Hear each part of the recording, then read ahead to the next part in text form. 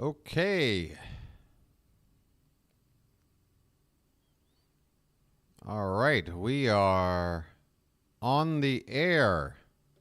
Greetings, everyone, wherever you are, whenever you are, and welcome to live coverage of Orioles baseball, where this afternoon the Baltimore Orioles will be taking on the Kansas City Royals in the final game of a 3-game series at Kauffman Stadium. How you doing, everybody? This is Steve, a.k.a. the BirdWatcher, a.k.a. BW or B-Dubs, whatever you want to call me. And I'm so happy you found my channel. And I say you found it because you're probably new. This channel is new.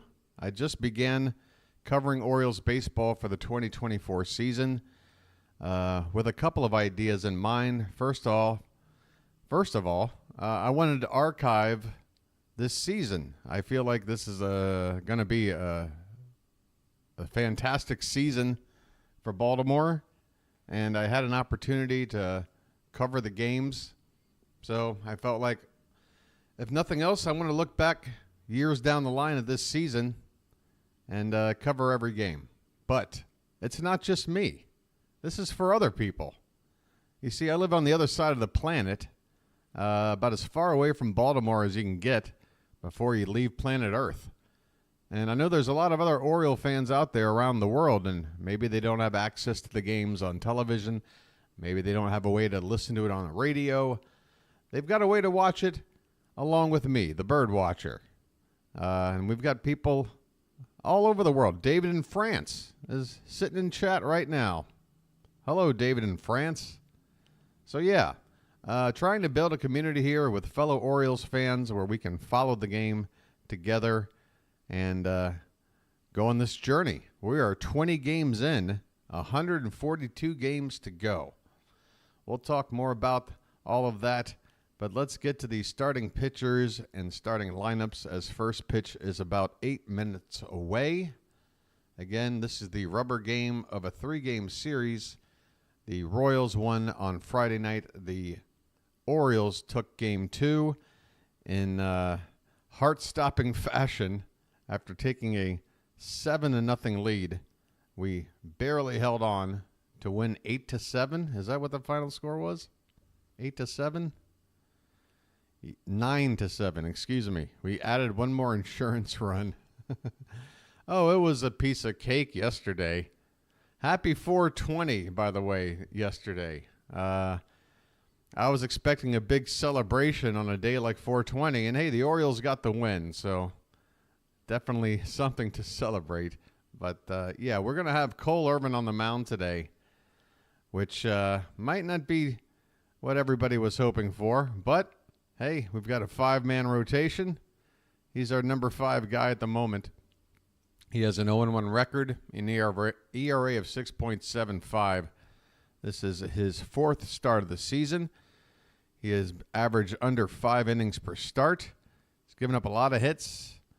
And, 25 base runners in 14 2/3 innings. A couple of home runs.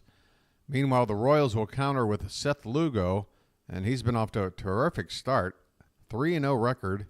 ERA just over 1.05. Whip also 1.05.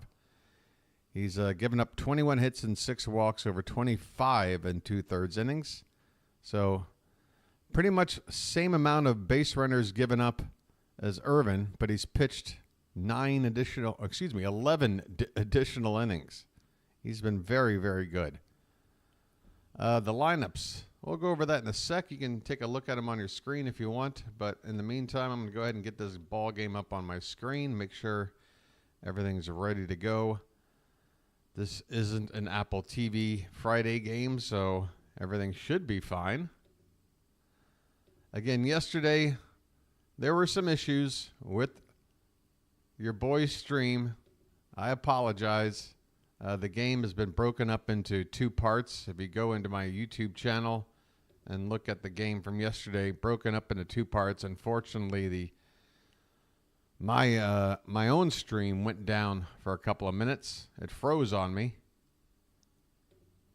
Wound up missing about 3 or 4 batters of the ball game. All right, the game is up here, I think. Maybe I'm putting the cart before the horse. Okay, looks all right. Okay, let's take a look at the starting lineups. Folks, the Orioles are putting out their best lineup, I feel, against right-handed pitching. We've seen this lineup a lot lately, ever since Colton Cowser has sort of locked in a starting role.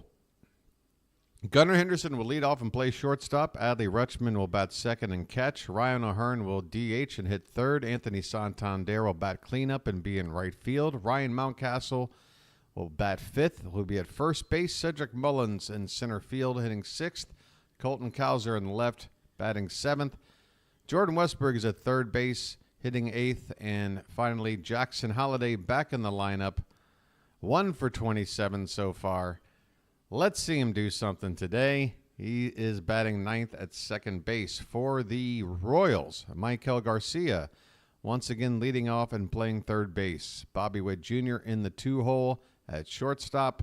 Vinny Pasquantino batting third. He's your first baseman.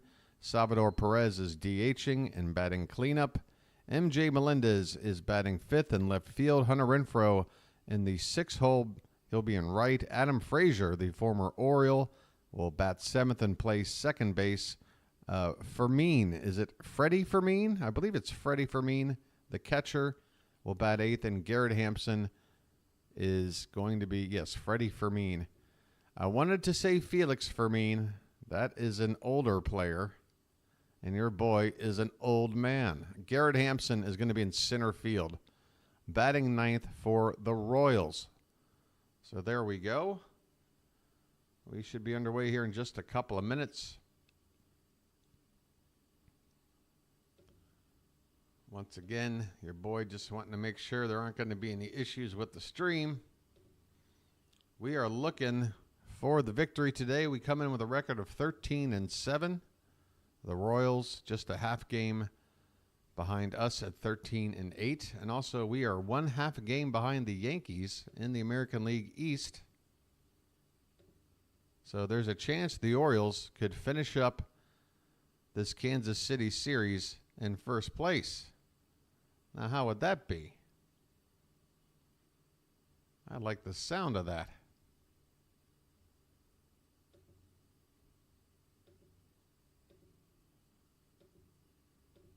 So, folks, grab a snack, grab a cold drink, whatever you got to do to get yourself situated and prepared for the next 2.5 to 3 hours, I'll say. Andy Etchebarren, that's right. The Orioles have had a long list of great catchers over the years, like Etchebarren.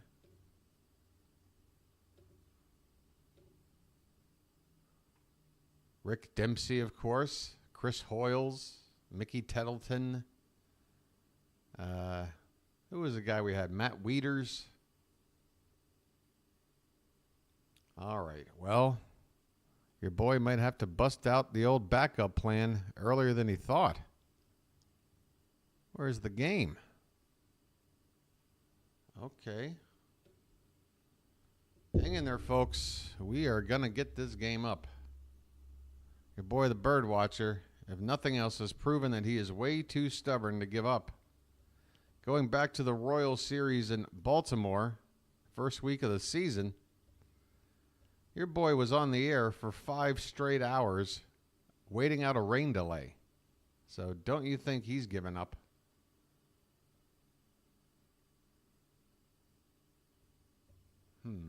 Well, okay.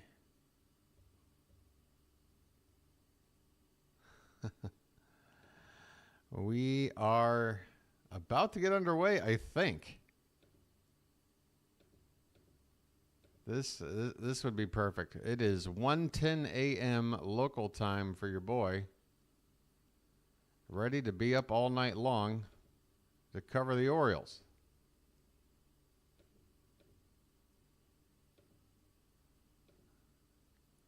All right. Here we go. Lord willing. Oh, boy. There we go. Okay. We are good to go.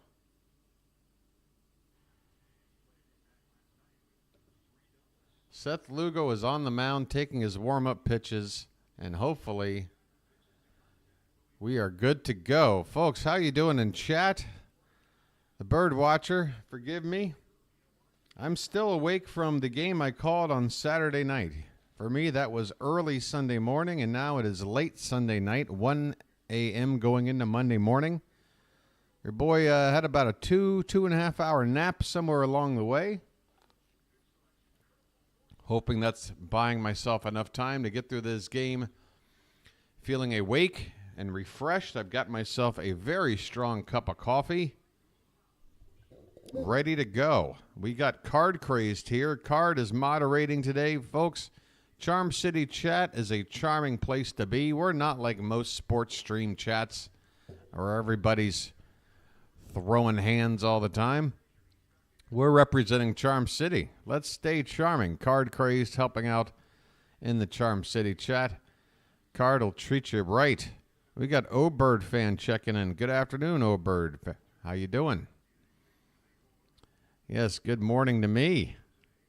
Again, though, I have had a second shower today after my nap, but it's still the same day, I guess.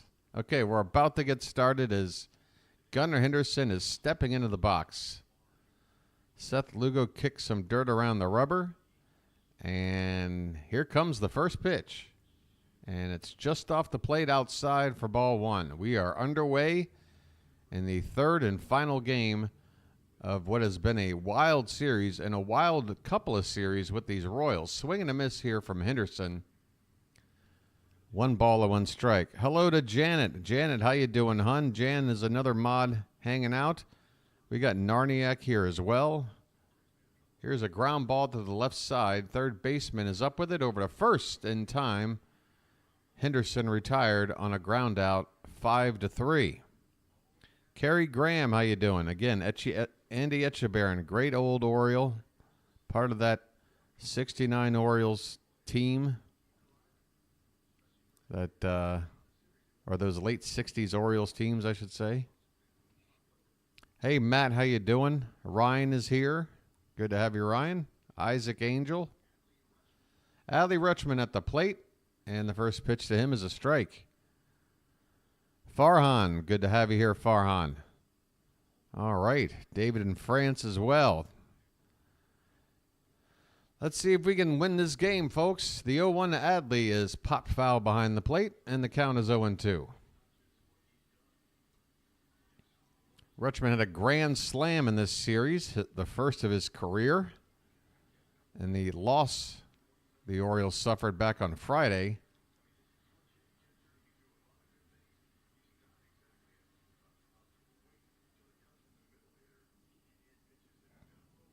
currently batting .304. 0-2 pitches outside to Adley Rutschman. Just getting started here in Kansas City. 1 out here in the top of the first. No score, nobody on base. And the 1-2 is fouled back. O-Bird fan representing South Dakota. Very nice. Very nice.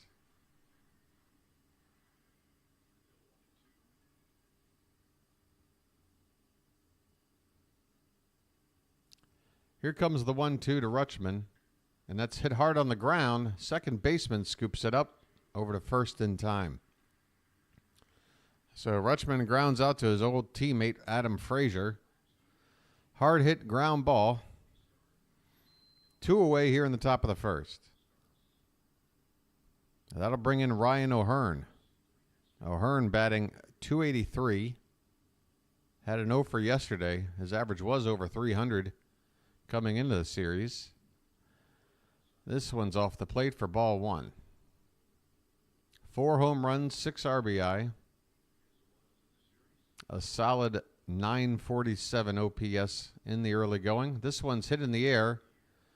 Right center. The right fielder, Hampson, will make the catch to end the inning. So the Orioles go quietly 1-2-3 here in the top of the first against Seth Lugo. Bottom of the first coming up. Orioles nothing, and the Royals are set to come up with Garcia, Witt, and Pasquantino. Again, here's a look at the Orioles lineup. Anthony Santander getting the well-deserved photo for tonight's lineup card, considering the heroics he had yesterday. 3 doubles and a diving catch late in the ball game that might have made the difference as the Royals nearly came back from a 7-run deficit. I don't know how the Orioles held on there. It looked pretty much like the Royals were going to complete the comeback. If you'll allow your boy, the BirdWatcher, about 1 full inning to get fully awake. Again, I did take a nap before the game tonight. I am waking up with some coffee. But hey, a 1 o'clock game, or what is it, a 2 o'clock game, I guess, for those back on the East Coast. Early afternoon games on a Sunday, maybe it feels like it's early for you too. Maybe you're sipping on some coffee. Yes, Narniak, Santander used his lack of speed to create a spectacular catch. It's true. It's true. Faster players would have just sprinted in and caught that ball without even going to the ground. But credit to Santander all the same. He took a direct path to that ball and he laid out fully, made that catch.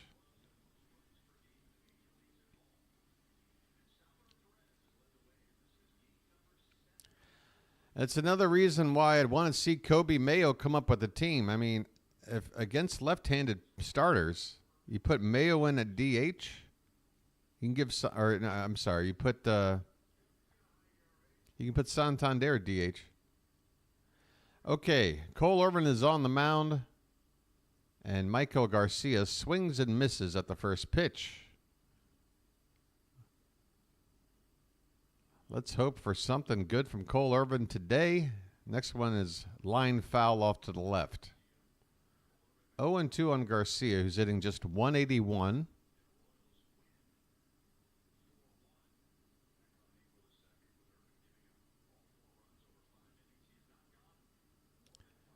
The 0-2 is a curveball hit on the ground to short.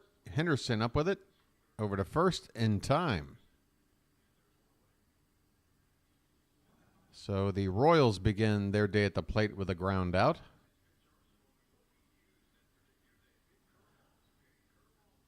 Irvin, mostly a fastball curveball pitcher. Also throws a cutter and a changeup. And a rare sinker. There's that breaking ball. Kept outside for ball 1 to Bobby Witt Jr. He's hitting .302. We've held him pretty quiet this series so far. So those are famous last words with a batter of his talent. There is a curveball for a called strike. That catches the outside edge. 1-1 on Bobby Witt Jr. 1 out, nobody on. And this one's lifted foul off to the right. Base checking in. How you doing there, Base? Base, you got something cold to drink today? How is the weather back in Baltimore today? I'd love to hear a report. This one is inside. Irvin throwing a lot of curveballs here early. 2-2 on Bobby Witt. And there's another breaking ball. Line, base hit down the left field line into the corner. That's going to be at least a double. It took a while for Cowser to dig it out of the corner. Witt took a long turn from second base, but he will hold there with a 1-out double. So, like I was saying, famous last words. We've been keeping the Royals' best hitter in the lineup relatively quiet through the first couple of games of the series. He immediately responds with a double in his first at-bat today. So Vinny Pasquantino is up now with a runner at second and 1 away. And the first pitch is up and in. David's going to the game on Sunday. Is that Oakland? David, you're back in the States. Headed to Maryland tomorrow. Okay, I'm just seeing that. Cloudy and 60-ish. That's actually what I like. That's my kind of weather. 60s, maybe low 70s, and cloudy, but no rain. Fouled away by Pasquantino. He's hitting .269, 4 homers, 11 RBI.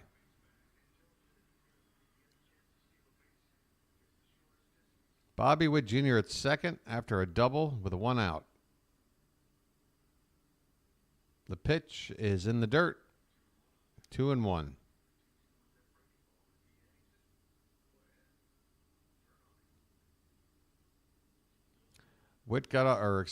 Pasquantino got off to a slow start.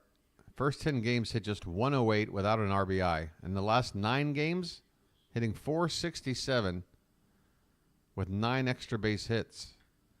This one's hit on the ground, and Henderson, with the umpire kind of blocking his view, makes the play on the second base side of the bag to get Pasquantino. That'll allow Witt Jr. to move up to third base with 2 down.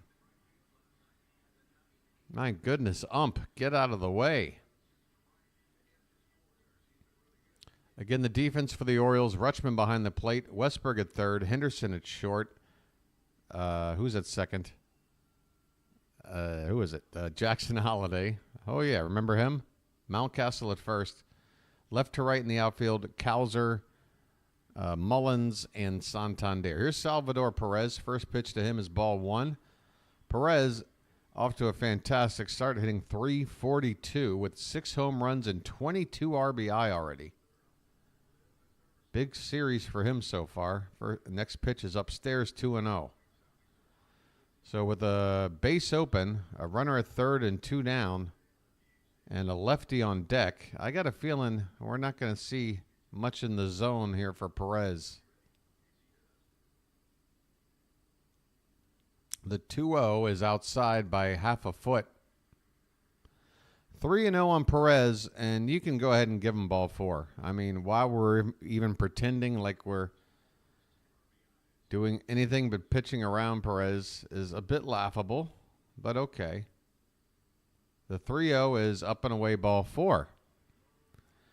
And probably the least surprising result you'll see today, Perez is walked with 2 down and a base open to bring up the left-handed MJ Melendez. Melendez batting .227, 4 homers, 12 RBI. So you walk a guy to hit a guy hitting from the left side of the plate and 100 batting average points lower. You'd hope the move works. First pitch is fouled back by Melendez. A big cut fouled straight back. That typically means you just missed it. Witt at third, Perez at first, 2 down in the bottom of the first. Scoreless game. Richard Patch checking in. And this one's hit in the air to left. And it's going to go foul, hitting off the side wall along the left field foul area. 0-2 on Melendez. Talk about splits. On the road this season, Melendez batting .040. At home, .341 with 4 homers and all 12 of his RBI. Melendez asks for time. Irvin steps off the rubber. 2 strikes, 2 out, 2 on in the bottom of the first.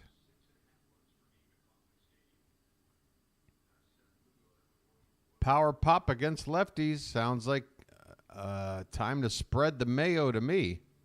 This one is upstairs. 1 ball and 2 strikes to MJ Melendez.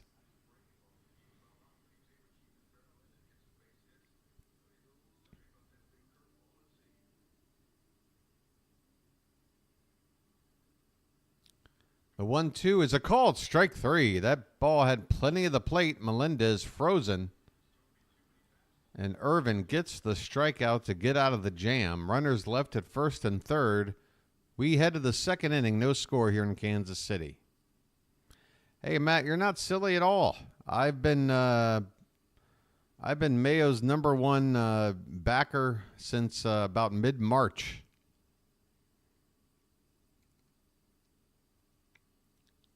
Send down Holiday, bring up Mayo. If Mayo is ready to keep him up, then see what we can do with Kjerstad or Holiday. If Mayo isn't ready yet, then bring Holiday back up and send Mayo back down. Rob, I was saying that yesterday. I've been saying that. Rob, finally, a voice of reason, which is another way of saying, hey, somebody that agrees with me.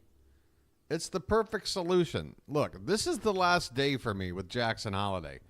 If Holiday goes up there and has another offer and strikes out twice, or just shows that he's clearly not seeing the baseball right, he's not having a quality at bat, that's it for me. I've seen enough.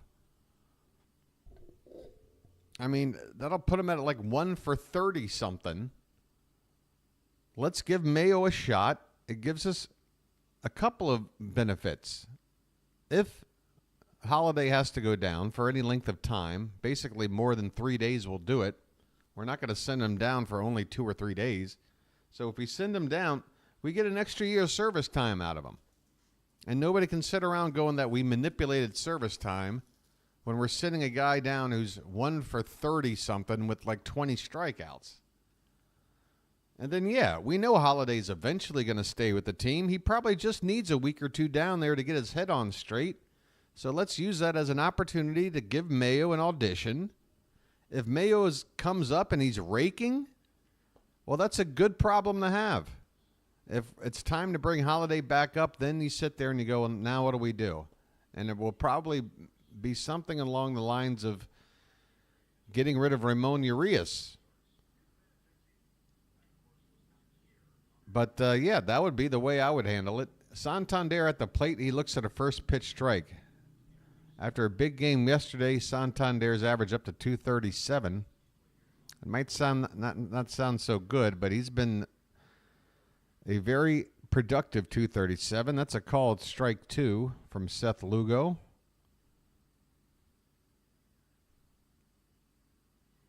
He's got a 400 lifetime average in this ballpark. This one's popped up. Shallow left, the third baseman going out, and he'll make the catch.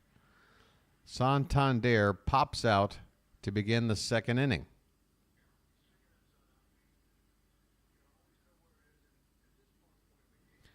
Yeah, Matt Holiday or Jackson Holiday is every level of the minors. He's been fantastic, which is why his extremely poor beginning in the majors is only more of a red flag that something is up mentally more than anything else. This one is off the plate outside to Ryan Mountcastle. Hitting in the 5 spot today. The 1-0 is low and away, 2-0. Mounty hitting .314.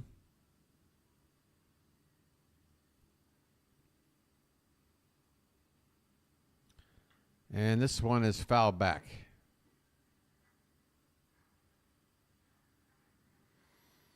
Yeah, Matt, I'm right there with you. I mean, when I was already concerned about Holiday into his third game of his call-up.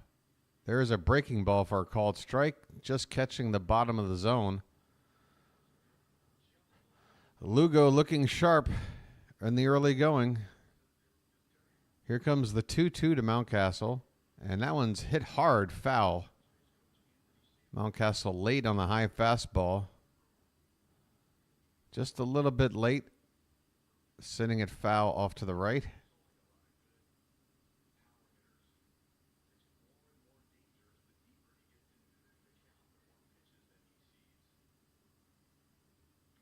This one's upstairs, and the count will run full.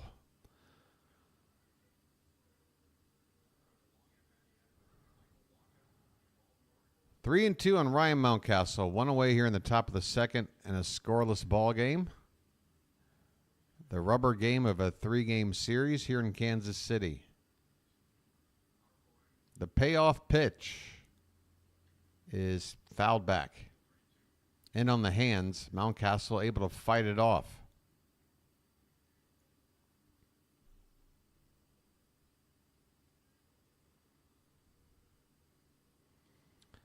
Cedric Mullins will be due up next. Another payoff is hit back up the middle, a base hit. A worm burner straight back up the chute into center field. And Mountcastle is aboard with the Orioles' first hit of the day. A one-out single here in the top of the second. And that'll bring up Cedric Mullins. Mullins, my hero. Ced batting .254 at the moment. And he takes off the plate for ball one. 5 home runs, 15 RBI. He's got some steals in there as well. And some gold glove plays in center field. Guy does it all. What can I tell you? Ced Mullins. Next pitch. Fermin tried to frame that one low, but Lugo does not get the call. Mullins now with a 2-0 count. Let's get a nice big swing, Ced. This one's off the plate, 3-0. All right.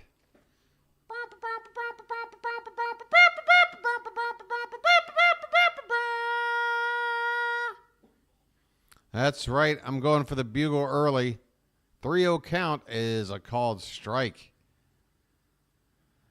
Mullins was right to lay off of it. It was in the zone, but outside part of the zone. Wait for a better pitch, Ced. And this one is fouled off to the left. The count will run full. That's right. Get charging, Orioles chat. Charm City chat, ready to charge. Let's get an early lead here. Hold that moo, David. The milkman is on deck. We got a payoff pitch coming to Mullins. And it's lifted in the air. Mullins going low to get that one. And they completely botch it. They completely botch it. As Mountcastle's just able to make it to second base before getting forced out. A forever run for Hampson in center field coming in shallow. The second baseman, the shortstop. No, it is the second baseman, was also out there. And that ball just drops. All right. Wait a sec. Are they saying Mountcastle is forced out? Mountcastle is forced out at second base. Folks, I apologize. So despite the blunder in shallow center field, they were able to get Mountcastle, the lead runner, who had to hold up between first and second. The ball looked like it would have been caught. He had to stay close to first. So unfortunately, a Kansas City mistake, but it just turns out to be an out as Mullins replaces Mountcastle at first base. 2 down now for Colton Cowser. Folks, I apologize for the confusion on that play.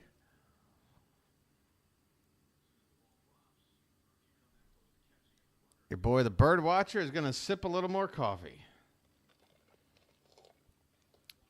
1-1 on Cowser. Oh, another check on Mullins. That's the second check. So if Cedric wants to take off here, his chances have increased dramatically in being successful. And there he goes. Throw down, and he is out. Fermin throws a strike down to second. Mullins, to be fair, didn't look like he had the best jump. I was expecting him to be in there.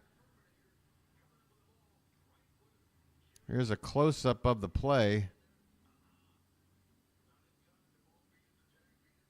Yeah, the ball beat him. I don't know if the tag beat him. Hold on. Hold on. Mullins is still out there on the field. Yeah, the ball. Yeah, I'm listening to the Kansas City team. All they can say is the ball beat the runner to the bag. That may be true. That may be true. Unfortunately, I'm not sure if the Orioles should be challenging this because I don't think we're going to get a angle that's going to help us. It does appear that the tag might have been a little bit late, and the ball beat the runner to the bag. The glove was laid down, but it was a matter of waiting for Mullins' upper body to slide in the glove. And the question is, did the hand touch the bag before his shoulder area touched the glove? And there's really only one angle where it kind of gives a case for Mullins, but it's an angle where the fingertips you just can't see touching the bag. You can only sort of guess when it happens. I don't think we have a good angle on this.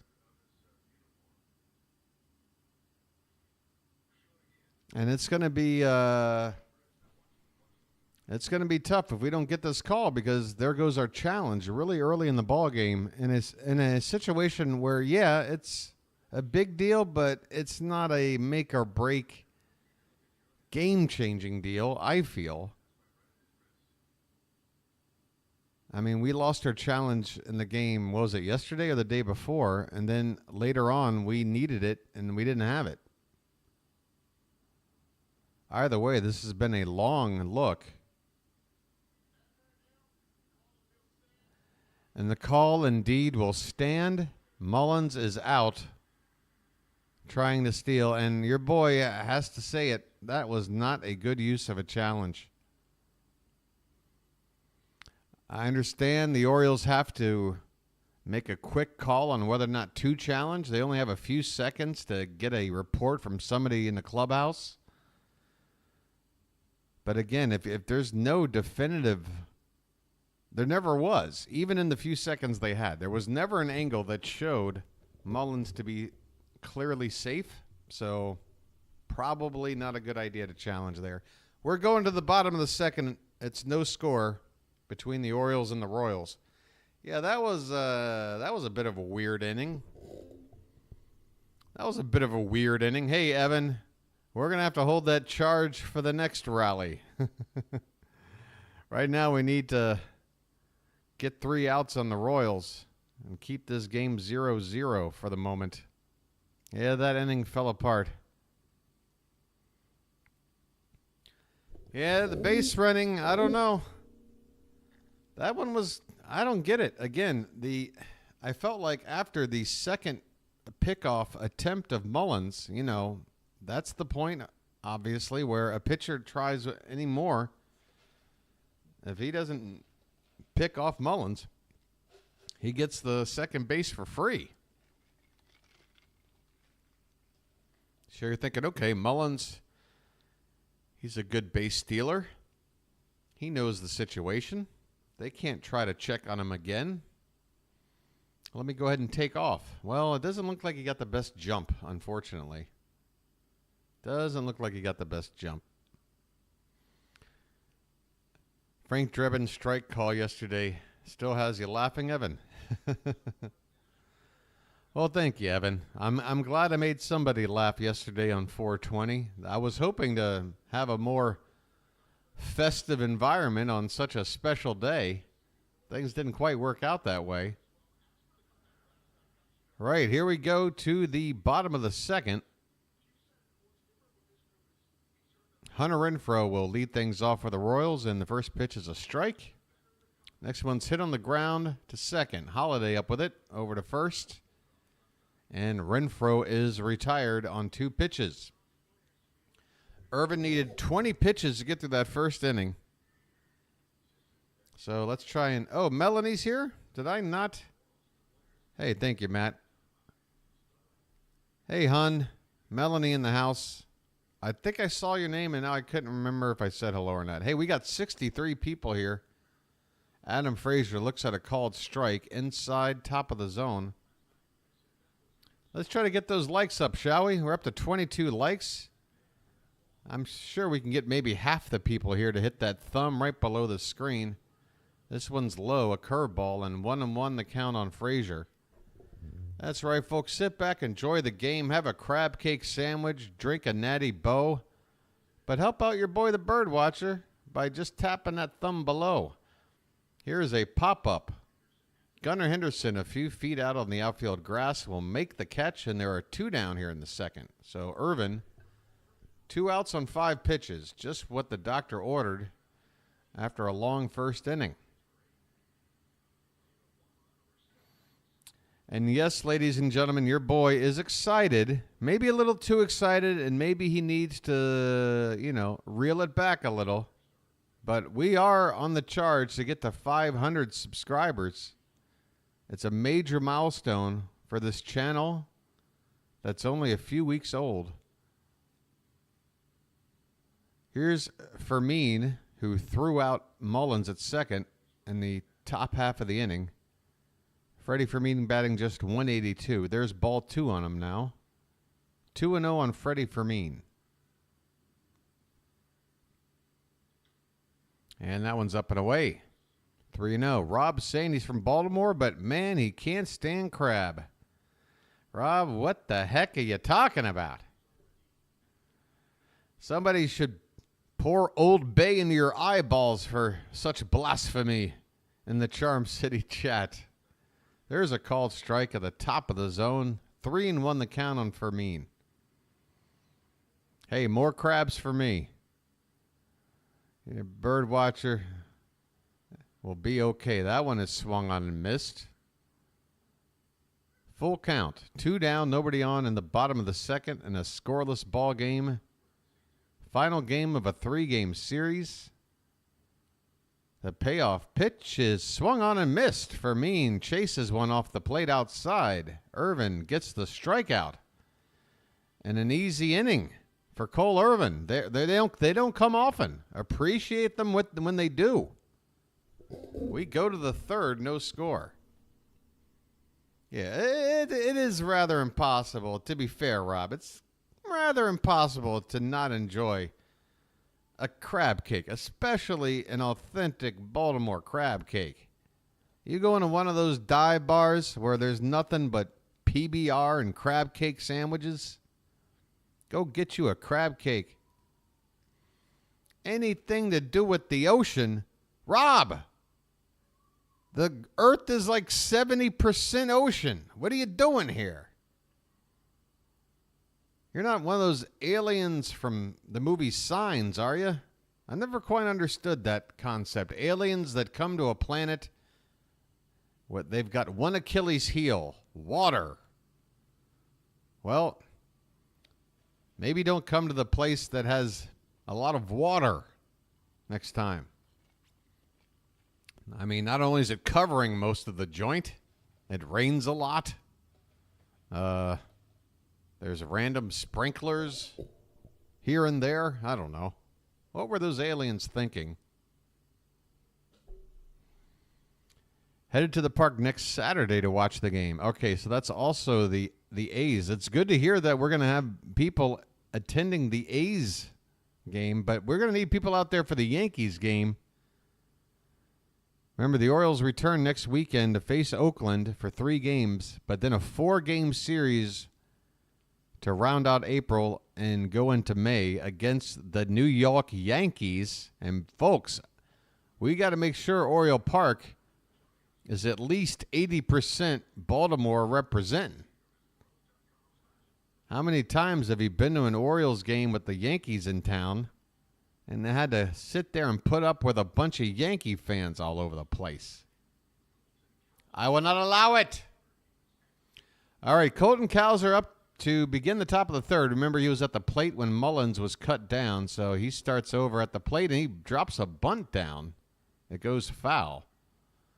A bunt from the milkman.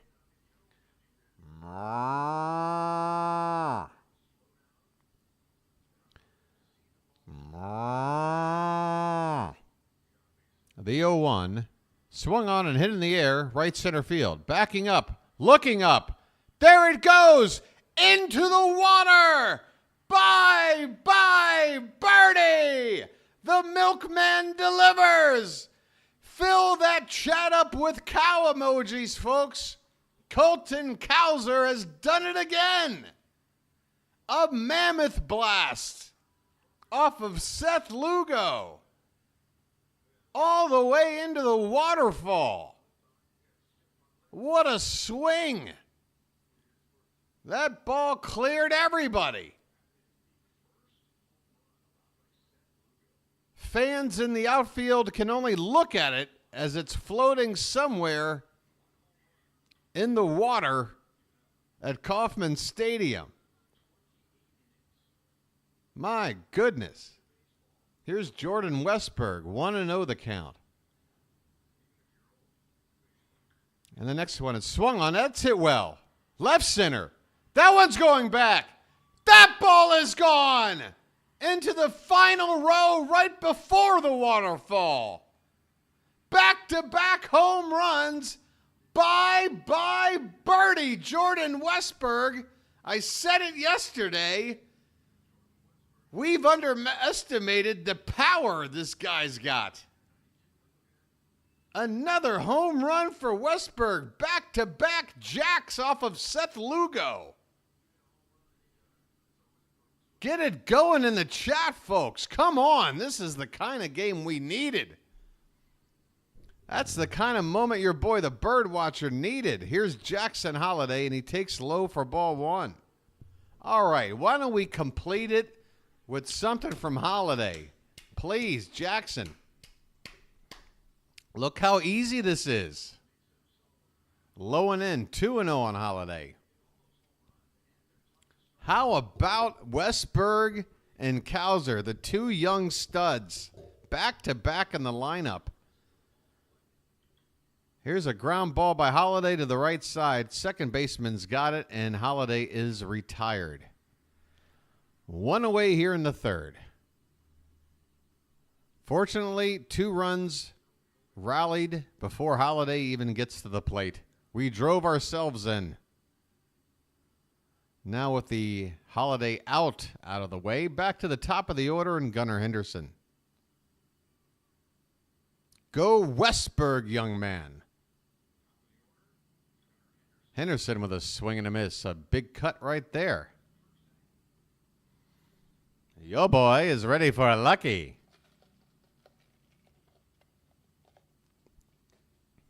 Back-to-back homers. Both of them hit deep, folks. Deep. This one's fouled back by Gunnar, 0-2. Off of Seth Lugo, who came in with an ERA of 1.05. So with 2 swings, we've already doubled the number of runs he gives up in your average 9 innings.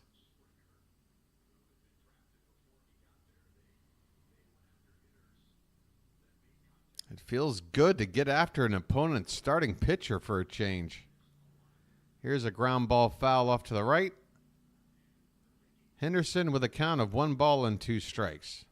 He's 0 for 1 so far today as we go through this lineup for a second time. Hey, Cam, how you doing? And that one's stroked. Right field. Stay up. That ball just hits off the top of the wall.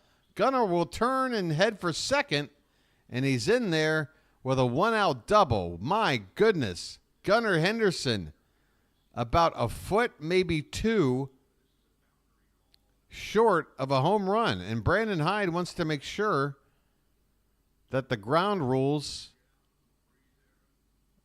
don't make that a home run.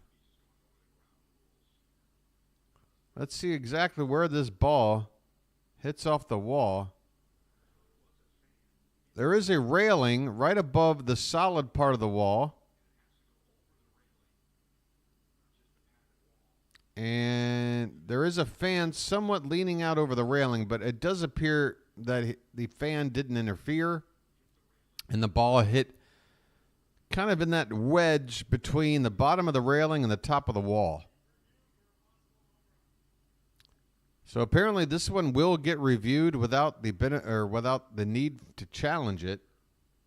So that's good for Baltimore. The only thing that can happen here is that Gunnar either stays at second with the double or he gets a home run.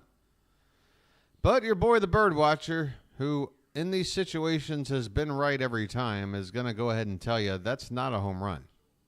That is a double. But the fact that the Orioles have 2 homers and now a double, 3 extra base hits off Seth Lugo here in the inning. Very good sign. They keep replaying the same thing. I don't know what people need to see. That's not Jeffrey Mayer leaning over the railing over there.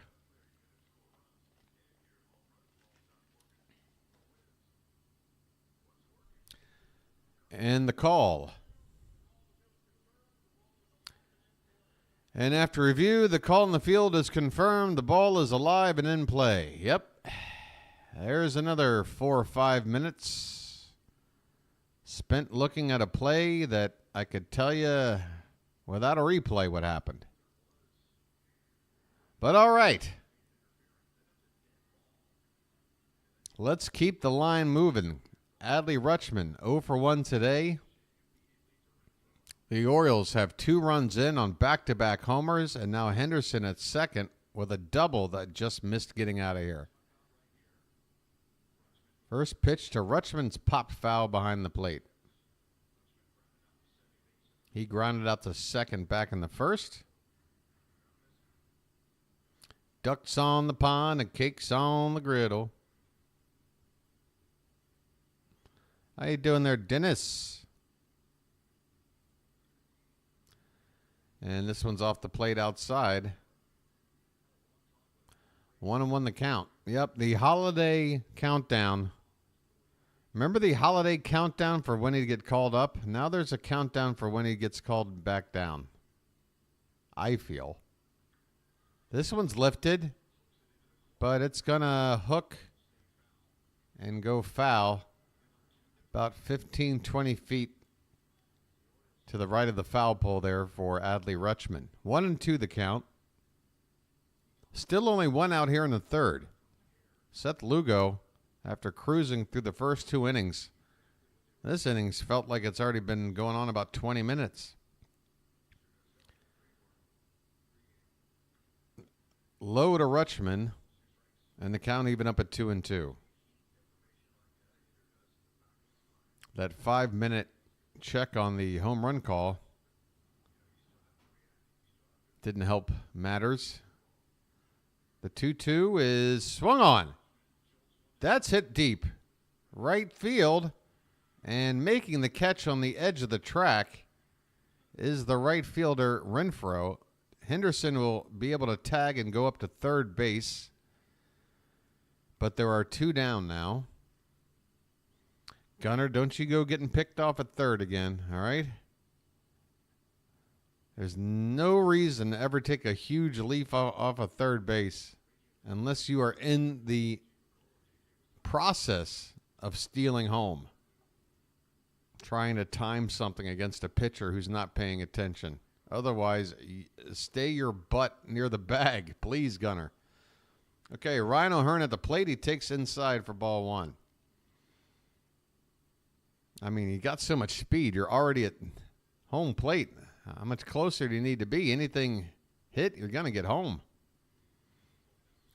1-0 on O'Hearn, who's 0 for 1. And the next pitch is a called strike inside corner.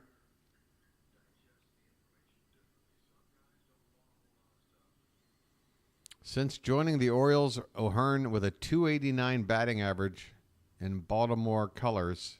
He hit just .219 during his career with Kansas City. And man, oh man, I got to tell you, they're showing a shot of the back of Seth Lugo's jersey. The new jerseys are so cheap. This one's foul back. Folks, if you follow baseball closer than just the games day to day, if you follow some of the news going around, you might have heard about the uniforms that have been changed for this season. It's a new style, a new stitch. And it is absolute just cheapness. I'm looking at Seth Lugo's jersey right now, and it looks like a knockoff jersey. Like the letters in his name, I don't know how to describe it, but it's not. It doesn't look sharp. It looks like a knockoff you would buy off the street. Here's a ground ball to second base by O'Hearn, and he will get thrown out to end the inning. So Henderson is stranded at third base, but the Orioles score 2 runs on back-to-back homers from Colton Cowser and Jordan Westberg. We go to the bottom of the third. It's the Orioles 2 and the Royals nothing. Yeah, we need George Costanza on the case. You need that full cotton blend. No, but seriously, if you could see Seth Lugo's jersey in the sun, like the back of his jersey, the number, like you ever have in fact, I think I've got an old football jersey here. I got a Tottenham jersey. Hold on a sec.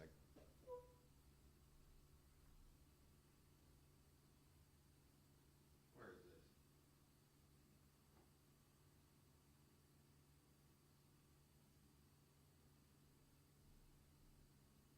this?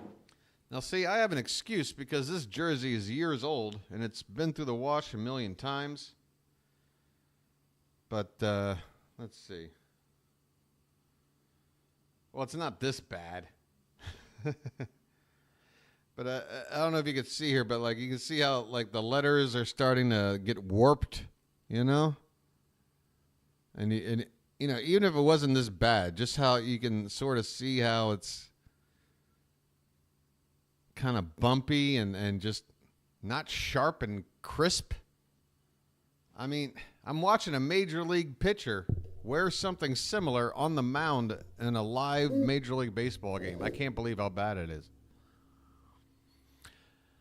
Uniforms are trash, thin, cheap, not like the original. They need to switch back. I totally agree. Hanging on the wall. What, this one? This is a Tottenham Hotspur shirt. And I still wear it because it's comfortable. It's good to sleep in. It's good to sit around playing video games in when I'm not out and about. Okay, bottom of the third we go. It'll be 9-1-2 due up for the Royals. Garrett Hampson batting .200. Takes low for ball 1. And the next pitch is low and in. 2-0 on Hampson. Leading it off here in the bottom of the third. 2-0 Baltimore. Looking to take the rubber game and win a series in Kansas City. Folks, if we get this series win, after how everything started, how things were looking yesterday for a while, whoa, doctor, your boy's going to be very happy. 3-0 the count on Hampson. Stay in the zone, Cole. There's one. A called strike. Hampson was taking a step toward first.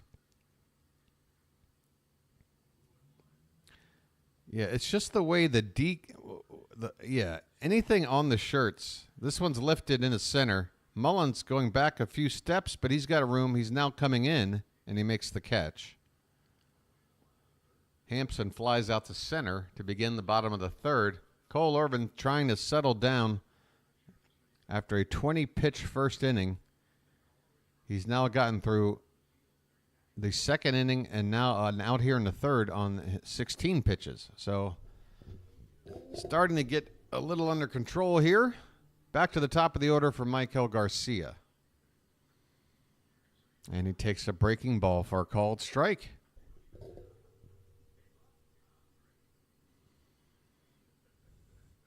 Janet, it's a win-win for Janet, right?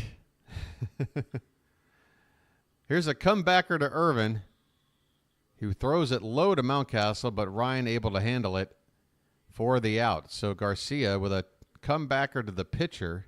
He's retired. 2 down here in the third for Bobby Witt Jr.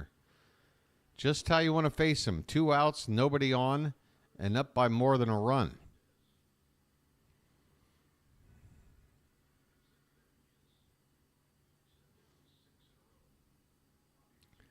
All right.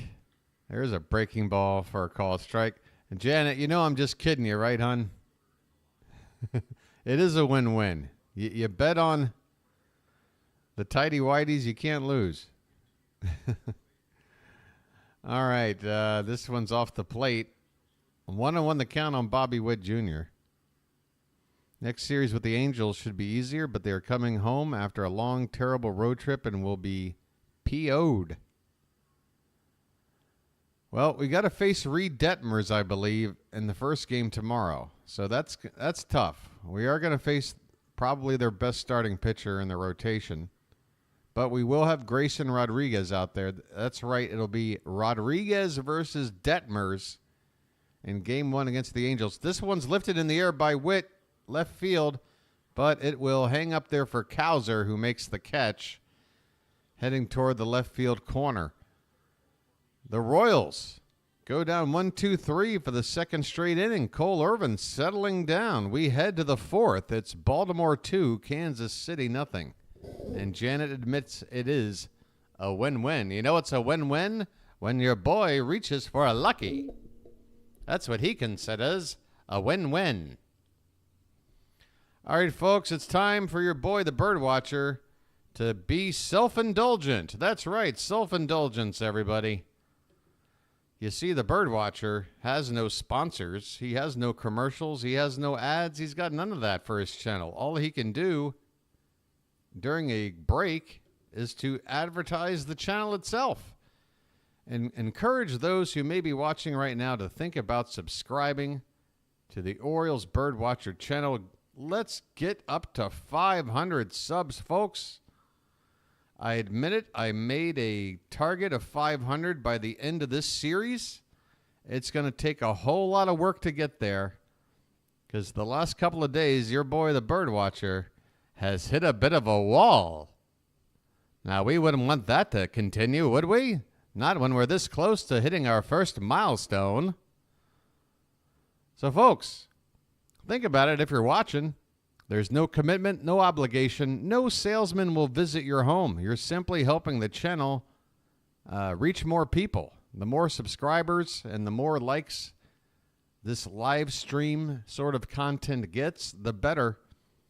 Again, folks, I'm not Mr. Beast. I'm not sitting here making a video that can just sit out there and rack up millions of views.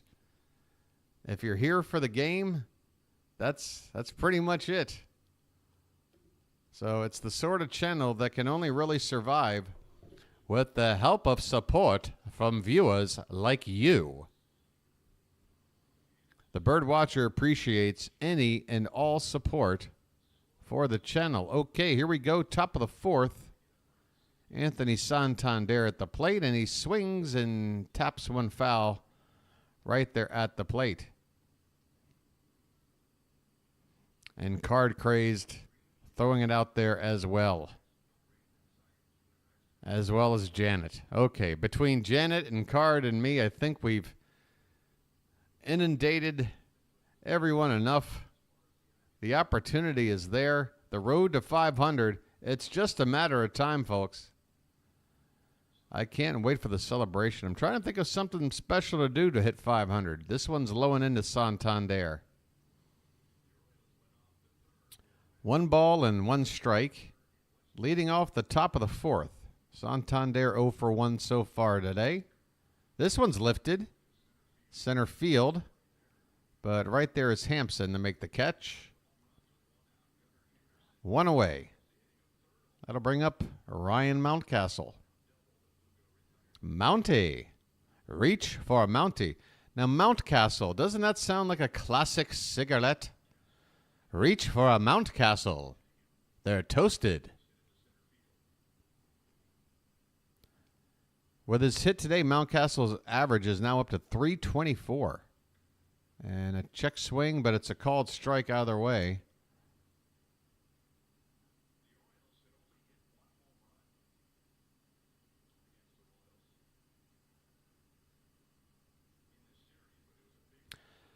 Usually post like sub at the top of each inning. That's fine.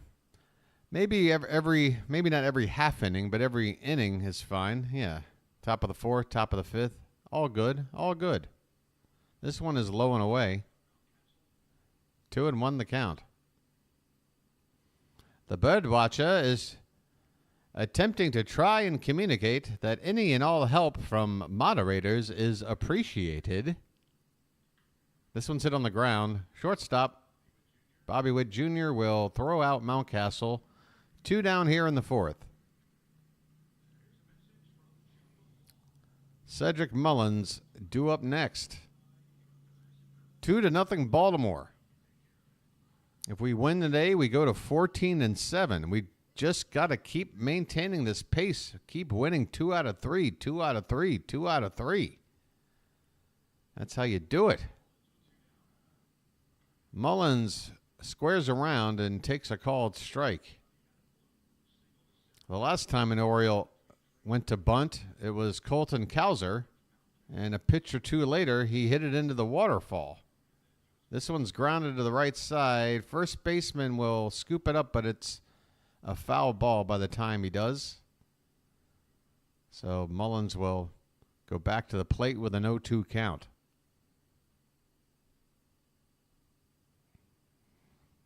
I thought it was 4 out of 5 doctors. Are we now up to 9 out of 10?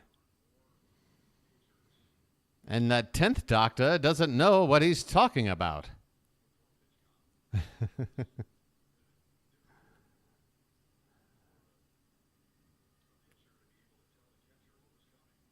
Okay, 0-2 on Mullins after a brief timeout there.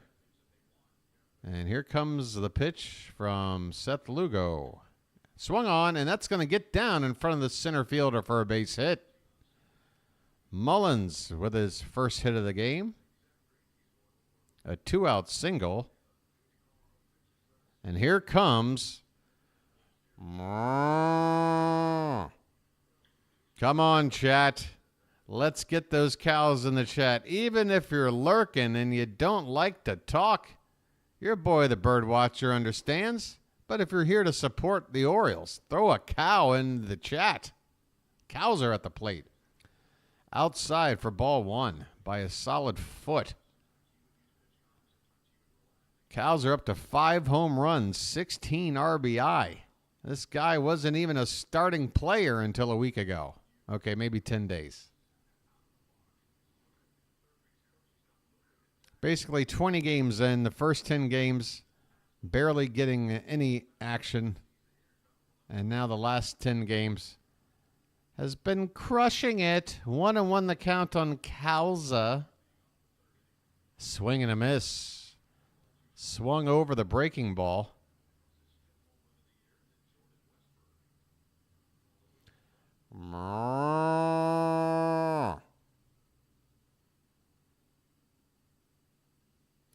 By the way, if anyone's interested in knowing, my next door apartment neighbors, I believe, moved out this weekend because they don't enjoy your boy the BirdWatcher going at 4 o'clock in the morning. This one is up and away to Cowser, and the count is 2-2. It's only 2:09 a.m. local time for me right here, right now. And this Apollo coffee makes it feel like it's 2 in the afternoon. Next pitch to Cowser is fouled back. Still 2-2. 2 down here in the 4th.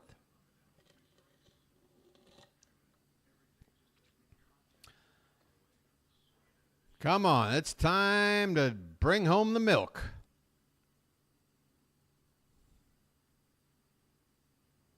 Of Cowser's 19 hits so far this season, 11 for extra bases. There goes the runner. And it's a late throw, and this time Mullins steals the bag. So perfect timing on a 2-2 pitch, a ball off the plate, runs the count full, and now Mullins is going to be in scoring position with 2 down. That's right. Your boy, the BirdWatcher, is a bad neighbor. There's a swing and a miss. Cowser chases one inside, and down he goes. But the Orioles continue to look sharp against Seth Lugo. That's 5 hits through the first 4 innings, including a pair of home runs. We go to the bottom of the fourth, and your boy, the BirdWatcher, needs a break from Lucky Strike. He'll be back momentarily.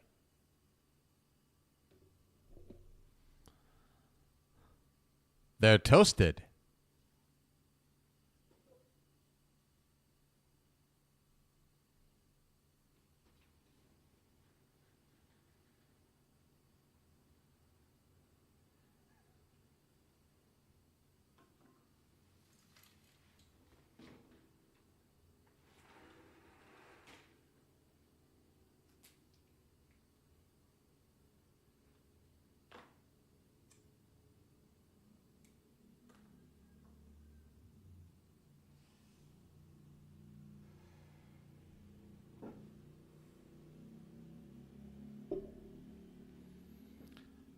All right. How are we doing out there in Birdland? The BirdWatcher. Look at that. 24 away from 500. The Annapolis 500. That's right, folks. Not the Indianapolis 500. We're all familiar with that. We're trying to represent Annapolis, a sister city, here in the charming state of Maryland. Come on, who's a fan of the old show 24? What a great show. I don't know how that Jack Bauer was able to get around as much as he did in one day, but boy, he got around. And that was before, like, Uber. All right, we're underway here, bottom of the fourth. Pasquantino takes a curveball for a called strike one. 2-0 Orioles. Cole Irvin out there for his fourth inning of work. Next pitch is inside, 1-1. Naptown. That's where your boy was just a couple of hours ago.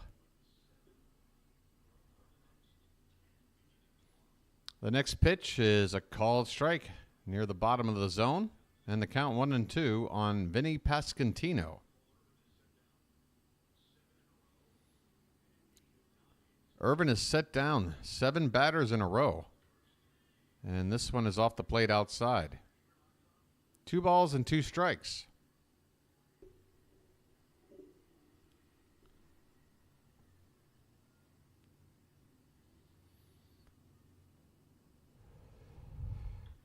This one's hit on the ground. Second base, Holiday charging in, scoops it up, and throws to first in time. Make it 8 in a row retired by Cole Irvin, who's given up just 1 hit through 3 1/3.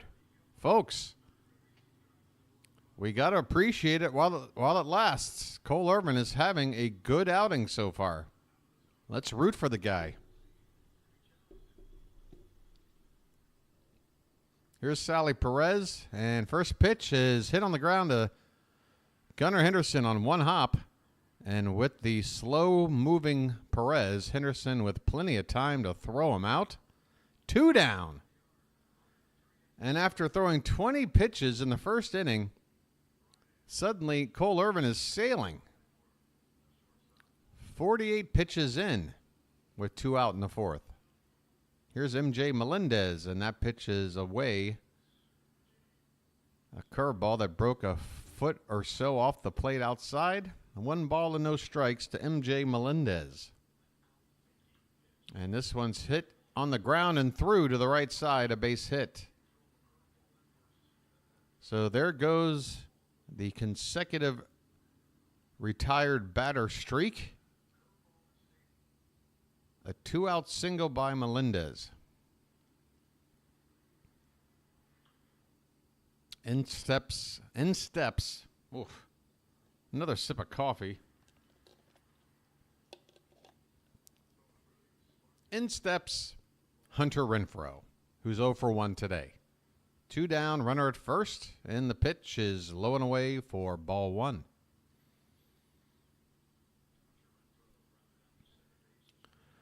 Hunter Rutrow Renfroe, hitting 172 on the season.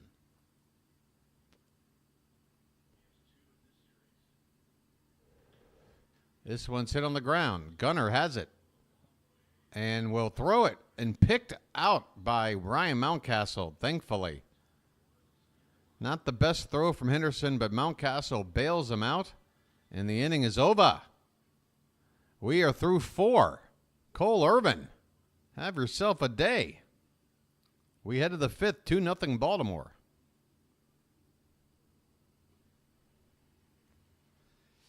I'll be back on momentarily.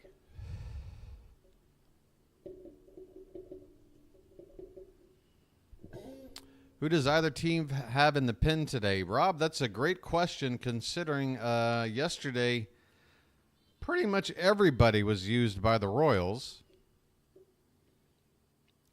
I don't know if what Kansas City is doing tomorrow. If they have a day off, then they probably don't mind going back to some guys for a second day in a row. The Orioles, on the other hand, well, we didn't use Dylan Tate yesterday. We didn't use Jacob Webb yesterday. So Tate and Webb would be at the top of the order in terms of guys who are due to pitch.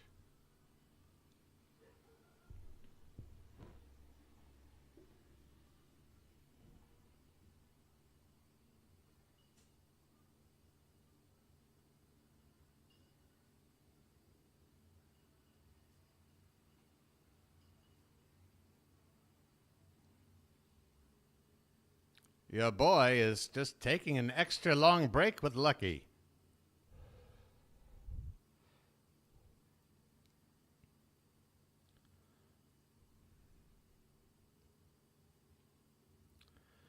What happens if you somehow run out of pitchers? Rob, you can't. You can't run out of pitchers.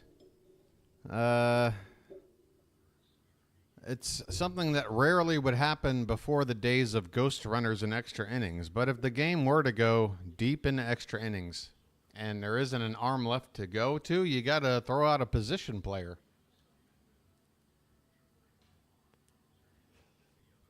All right, Jordan Westburg is on to lead off the top of the 5th. First pitch is ball 1.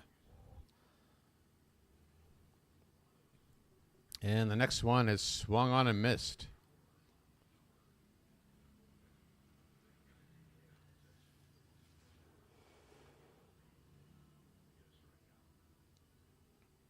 The 1-1, low and away for ball 2.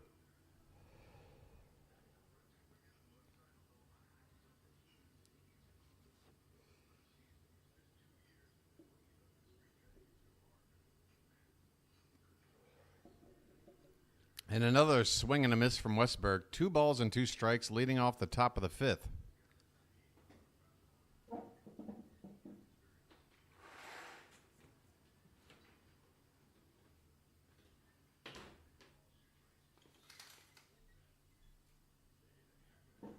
Upstairs, and that'll run the count full. The payoff pitch. Swung on.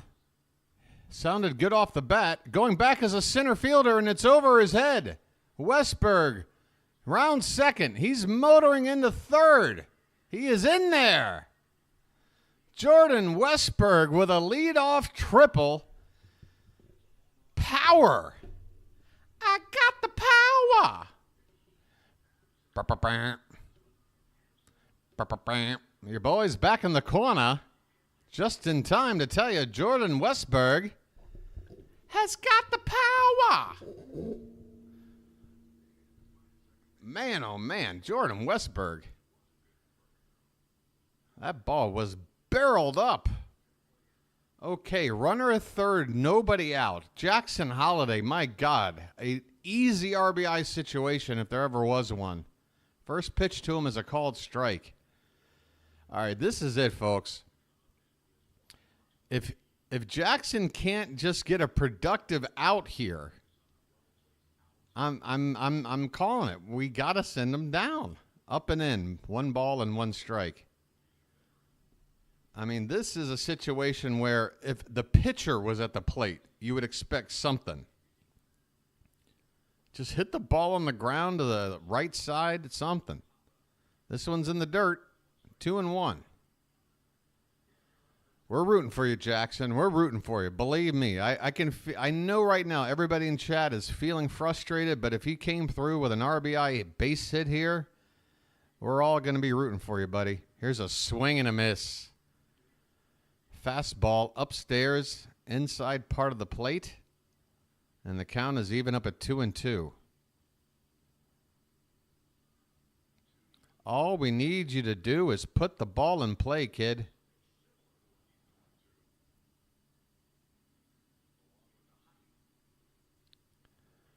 The 2-2 to Holiday. Hit on the ground hard, but right to second base. I said on the ground, that ball was actually caught right off the top of the ground. That was a liner. Never got higher than waist high. And the second baseman down in a crouch, Frazier, makes the catch. So Holiday lines out. He hit the ball hard, but he's still another unproductive out. Unbelievable. Here we go. Gunnar Henderson up there now with one away. Hey, Bill's in the house. How you doing, Bill? David, I know, David. Matt, all of Maryland, I get it. I can only speak for the bird watchers. Here is a fake throw by the catcher. Jordan Westberg just stole third base. Jordan Westberg said, you know what, Jackson, if you can't move me up, I'll just do it my damn self. Jordan Westberg now at third base with one out for Gunnar Henderson with a 1-1 count. He stole third base. He's doing it all, folks. Swing and a miss by Henderson. I love the speed on this team. Cowser and Westberg, not only do they have power, they both have speed.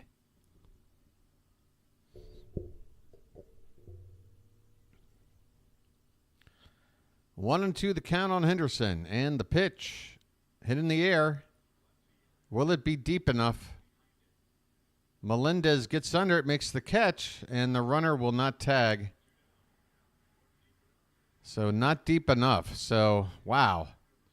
Back-to-back at-bats where we cannot do the fundamentals. Holiday unable to move the runner up. And now Henderson unable to drive him in. 2 down here in the top of the 5th. And, man, that is a big third run. We could really use it.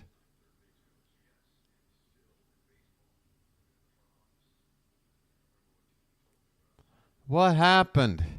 Foxy, is that an existential question? Because I'm not sure what happened either. Wasn't he already? Oh, I'm sorry. Rob, you're right. Rob, okay. That's right. He hit a triple. Okay, this is what happens when your boy tries to call baseball games in the middle of the night. Folks, Westberg did not steal third base. When they cut over to the camera, he was at the bag as if he had just stolen it. Like he wasn't standing. He was like, I blew it, okay? There's a ball hit hard by Rutschman and a diving catch by the right fielder, Renfroe. Wow. Man, it's like the Orioles did everything but score there. So it was a leadoff triple by Westberg? Right. Right, that's right. Okay, so folks, who's on first? I know. It's an Abbott and Costello routine. Look, the one thing I got wrong was that I say Westberg stole third. He hit the leadoff triple. Obviously, he was at third the whole time.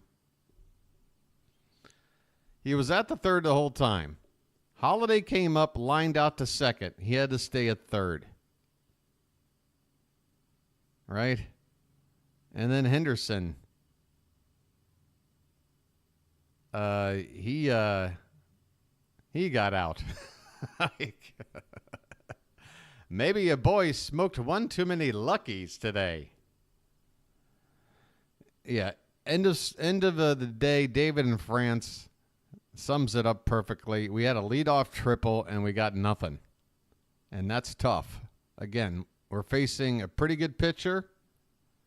And we got Irvin out there who so far has been good, but how long can we expect zeros on the board for Kansas City? Who's on first? What's on second? I don't know who's on third. Couple of solo home runs. Back to back, or not back to back. Yeah, back to back. Cowser and Westberg. I tell you what, I would just remain quiet, but it's sort of part of the job description to talk. Right now, I feel like I can't say anything accurately right now. Yeah, just listen to Rob.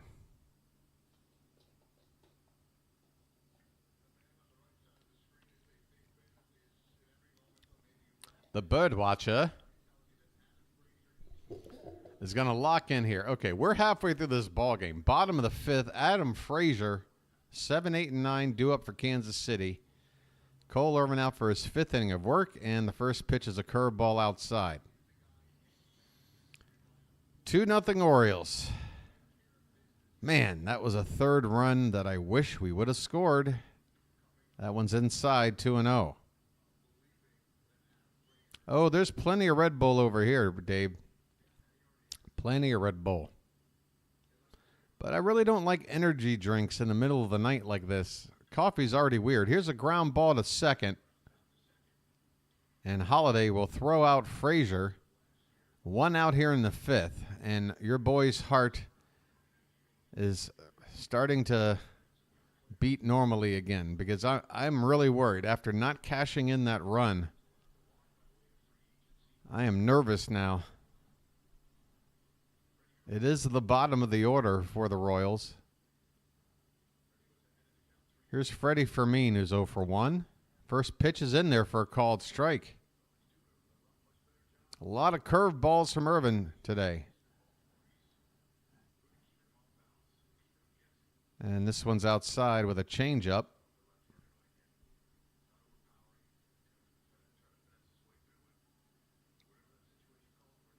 One out, nobody on. Swing and a miss. A changeup. Fermin waved at it. And the count 1-2.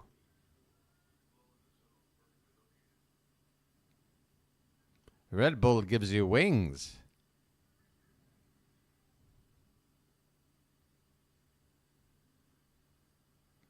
The 1-2 hit hard up the middle and a base hit. Fermin singles right back up the middle. So a 1-out base runner, and it brings the tying run to the plate for the Royals. That's their third hit of the day off of Cole Irvin.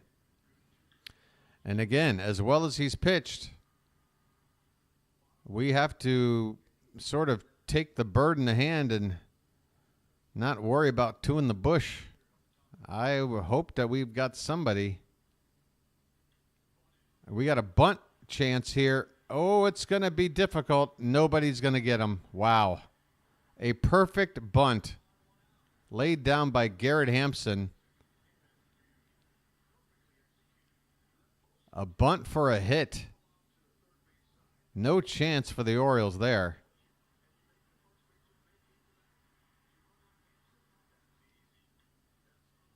That ball was perfectly placed. Man.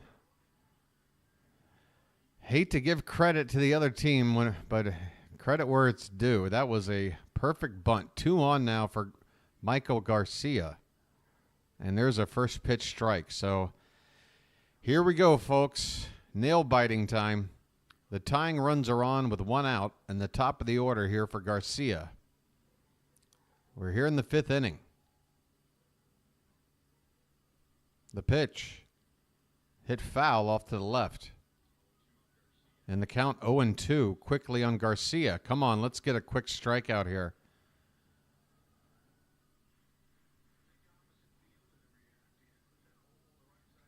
Garcia 0 for 2 so far today. First and second. This one's hit hard to right field, but it's right at Santander. Wow. The Orioles catch a break. That ball was laced into right field by Garcia, but right at Santander. 2 down. And here comes Bobby Witt Jr. My goodness. Folks, how do we get through this at bat? I can't look. Lefty on righty. Irvin just gave up a really hard hit baseball. And this one's hit hard. Right field. Long run for Santander in the corner, but it's going to fall just foul. Oh, my goodness.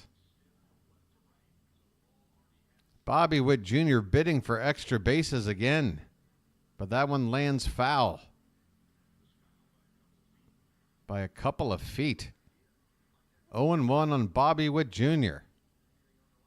That's right, folks. If you've got any, what do you call it? Baby aspirin, anything, acid blockers, I don't know, whatever. Whatever you need to take to calm down, take it right now.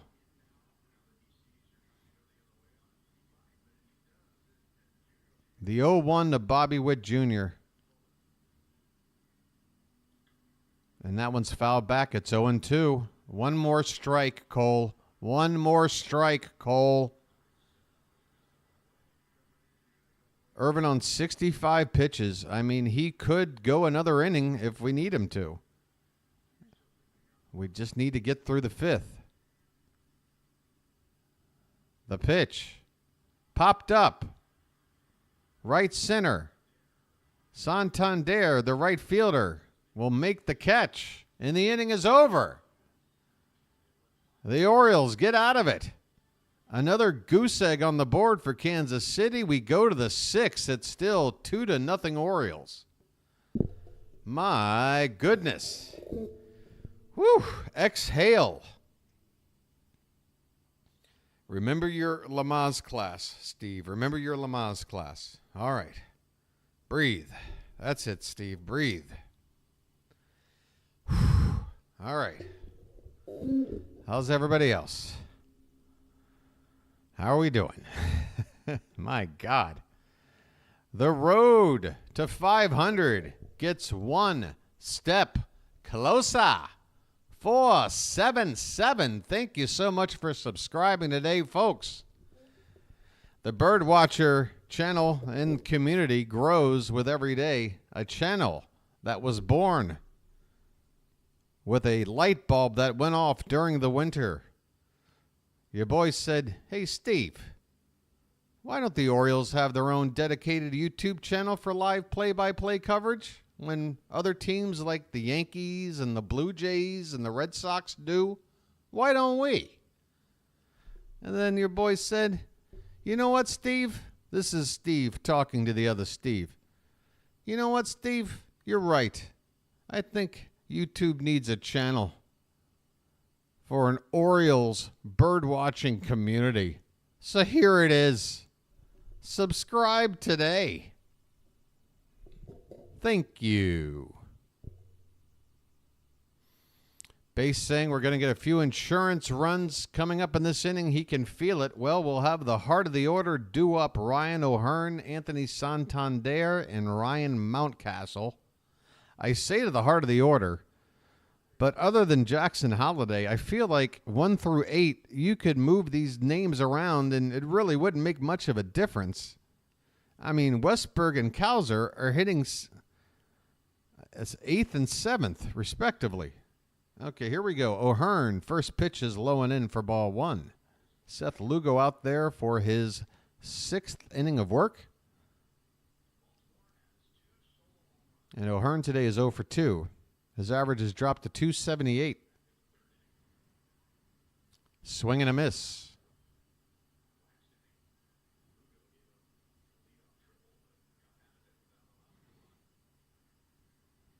One and one the count on O'Hearn leading off the top of the 6th, and this is popped up.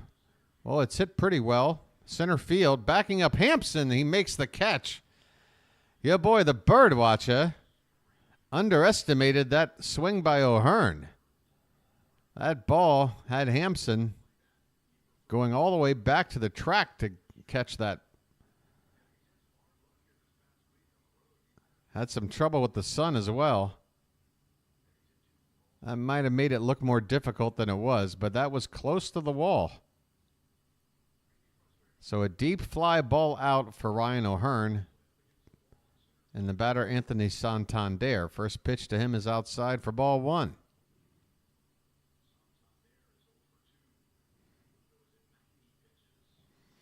Base is calling for some insurance runs. All right, we need them. That one's hit well. Right field. And over the head of the right fielder's glove. Santander will motor to second. Let's see if he wants to turn on the Jets. He is at third base standing. A stand-up triple for Anthony Santander. Make that 4 doubles and a triple since yesterday. He's the extra base king. Anthony Santander is on third base with only 1 out. Let's go. That's only his 5th triple of his career, and he did it standing. Come on, chat. Let's hear it. Here's Ryan Mountcastle, and this ball's hit to left field. This one's going to get down. So Santander can walk home. Ryan Mountcastle will motor into second base with an RBI double. And the Orioles are now ahead 3-0. That's what we needed. That's what the doctor ordered. Where are the castle emojis? Come on, folks. Ryan Mountcastle getting the job done. Let's go. 3-0 Orioles.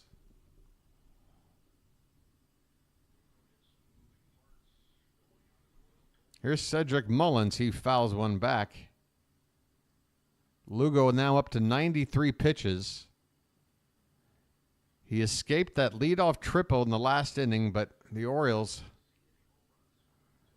able to finally add to that 2-0 lead that they had since the 3rd inning. And this ball's hit on the ground, and a diving stop there, but there's not going to be a play. Frazier able to keep the ball on the infield, so Mountcastle can only move up to third base. But it's an infield hit for Mullins. Still only 1 out in the inning, and now runners at the corners. And you got to think that's going to be the end of the day for Seth Lugo. Here comes the pitching coach or the manager? It looks like just a meeting on the mound. Perhaps the Royals still need a little time for their reliever to get ready. And there is a lefty out there, Angel Zerpa.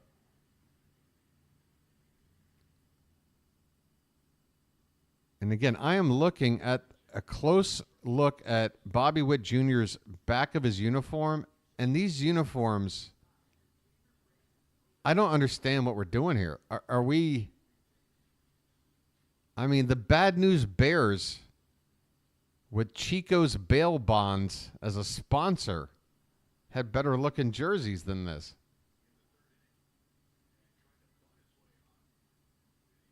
I don't know what they were thinking. All right. Lugo's going to stay out there. First and third for... That's right, folks. No time to slow down.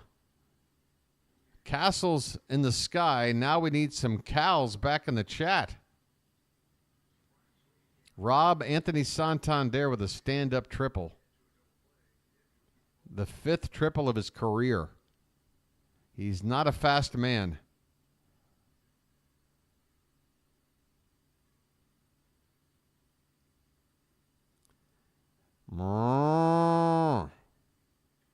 This one's outside, 2-0. Come on, folks. Come on, come on, come on, come on, come on, come on. The cow goes 2-0 on Cowser, 1 out. The pitch is upstairs. That ball dipped a little bit at the end. Might have caught the top of the zone, but Lugo doesn't get the call. And he's behind Cowser now, 3-0. 97 pitches in. Here's number 98, and it's ball 4. So they leave Lugo out there. Really not sure why, and he issues a 4-pitch walk to Colton Cowser. Fitzy. Folks, say hello to Thomas Fitzpatrick. He's like number 39, which means somebody out there could be number 40. We've got a pitching change coming here in Kansas City. That's going to be the end of the day for Seth Lugo. He's given up 3 runs so far, but he's also left the bases loaded with only 1 out. So we'll see what his stat line looks like when all is said and done.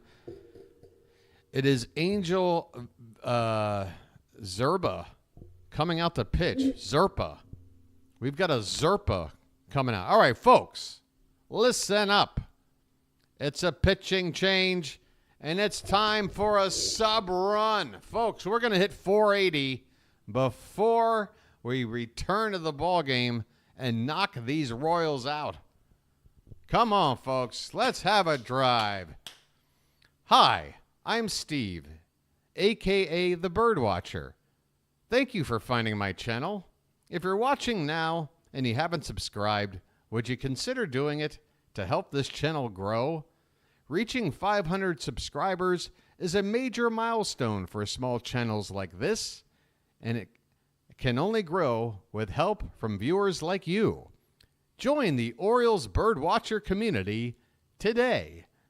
On the road to 500, we're almost there, and make your boy super happy. Think about it. Please. Folks, I promise you, we hit that milestone, I'll ease on the gas. Just super excited about the growth of the channel, okay? Once we hit 500, I can use these special emojis in the chat. We can make special emojis, and you guys can, we can actually make our own unique emojis for players. If you guys are feeling super creative about it. I mean, we've got the cow, but we need something for, like, Tony Taters. I could see a little tater tot emoji. Something like that. But again, I got to get the 500 subs to even, for YouTube to even give me that ability. All right, Zerpa is in the ball game to face Jordan Westburg. 2 for 2 today, and the first pitch is fouled off to the right. Westburg has got 7 total bases and 2 at-bats today, a triple and a homer. Absolutely slugging up the baseball right now. This pitch is taken low, 1-1. Again, the bases are loaded here with 1 out here in the top of the 6th. The Orioles have a run in and are trying to bust it open with one of their hotter hitters at the plate. And the pitch is hit in the air to the right side. Renfroe looking at it. It's going to land in play, but in foul ground.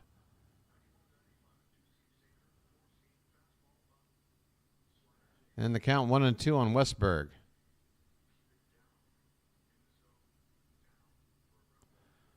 West Ice.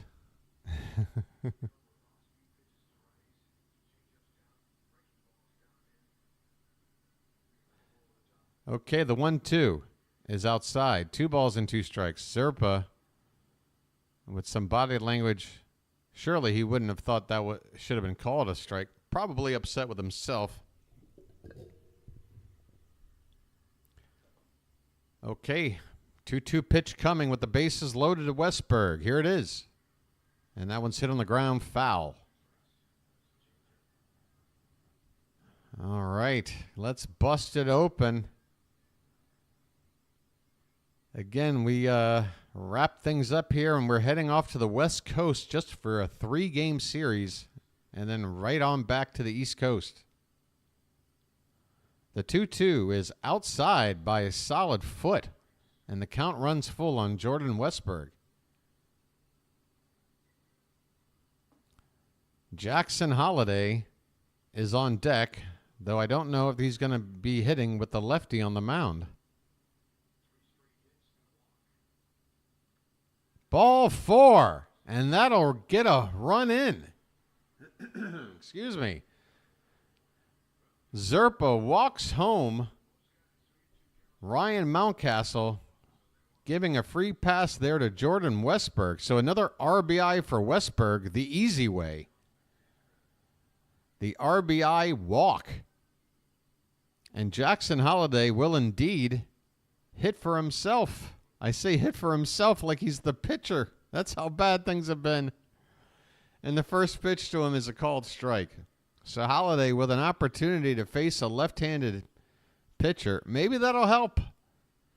Maybe just trying to concentrate on making contact rather than trying to maybe hit the ball out of the park is just what he needs. This one's off the plate, and the count is 1-1. So I'm all for it in this situation. Why not? 1 out, bases loaded. Holliday 0 for 2 today. The pitch swung on and missed on a pitch inside. My goodness. Jackson. Seriously. You gotta do something, man. Even a broken clock is right twice a day. Inside 2-2. Come on, buddy. It's just like every other level ball you've been playing. This guy just issued a free pass. You worried about him? He should be worried about you. The bases are loaded. They're on the ropes. Just hang loose, buddy. He lays off that pitch, and the count goes to 3-2. That was a close one. And I feel like pretty much every other time Holliday's been at the plate, a pitch like that would have been called strike 3. But this time, Holliday has life. It's a full count. Bases loaded with 1 down. What can Jackson do? He can take a pitch right down the middle for strike 3. That's it. That's it. It's over. That's it. That's it. That's it. Send him down. Send him down. I'm not mad at him. He's just not ready. It happens. That was right down the middle, and he took it. I mean, center, people. What are you doing? What are you doing? I mean, it's amazing. It's like whatever worst possible outcome you could possibly have at the plate, he finds it. Swing and a miss by Gunnar Henderson. And the count is 1-1. It's time, folks. I'm sorry. This one is fouled back. I mean, at this point, he's one for 30. I mean, just what are we doing? It's not a case of me being one of the people who was being honest early and going, something's wrong with Holliday, when everybody else was like, calm down, give him time. He'll find his... Look, I'll say it for the 8,000th time. There's a big difference between, starting off like 3 for 30 and, maybe you've had some hard hit balls and hit into some bad luck. Maybe, you're just not barreling up the baseball well. Here's a check swing for Henderson. He holds the swing, and the count goes to 2-2. I know I should save my rant. I really should just save my rant. We got bases loaded and Henderson at the plate.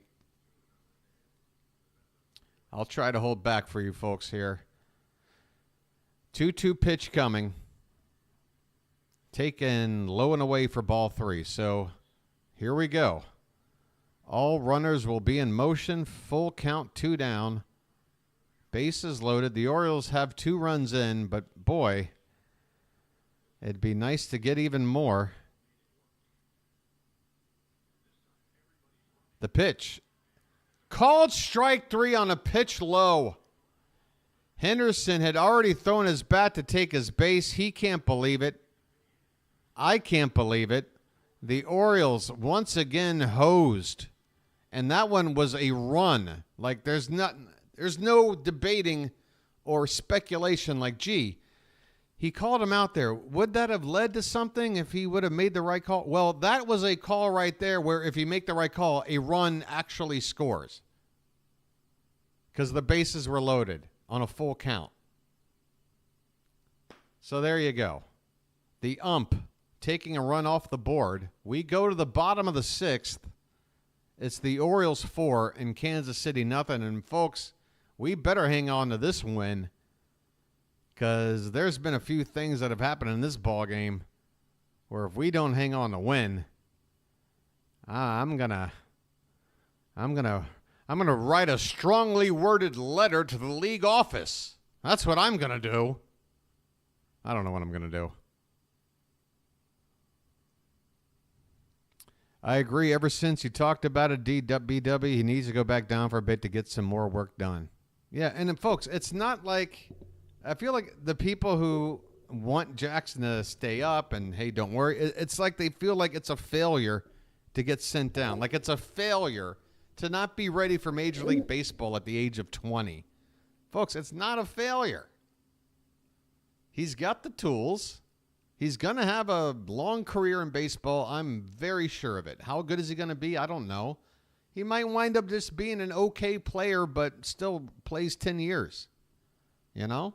We have no idea. But one thing we know for sure is he's got the tools to be a major leaguer. It's just a matter of time and, you know, his mental approach. There's zero approach at the plate. You know? If you watch Jordan Westburg hitting, you're watching a guy with an approach. When you're watching Jackson Holliday hit, you're watching like somebody, it looks like me at a batting cage facing a 100-mile-an-hour pitch, like just up there flailing. Okay, we are ready to go. Bottom of the sixth. Cole Irvin still out on the mound. Vinny Pasquantino at the plate. And this one's tapped foul. And the count now 0-2 to the leadoff man, Cole Irvin. What an outing so far. 20 pitches in the first. Ever since, he's thrown 11, 10, and then 14 in the last inning to get his pitch count under control. Curveball in the dirt for ball one. 1-2 on Vinny Pasquantino, leading off the bottom of the sixth. This one's low and away, and the count even at 2-2.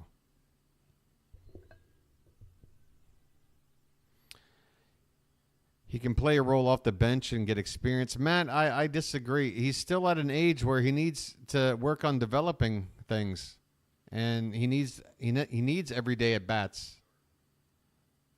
And we need the roster spot.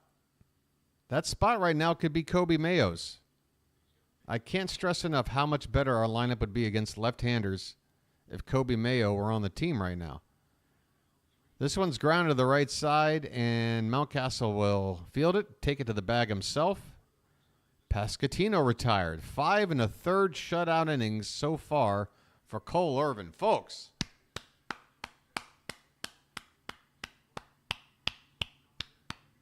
give it up for Cole. And no, it ain't Garrett Cole. It ain't Cole Reagans. Here's Sally Perez upstairs for ball one.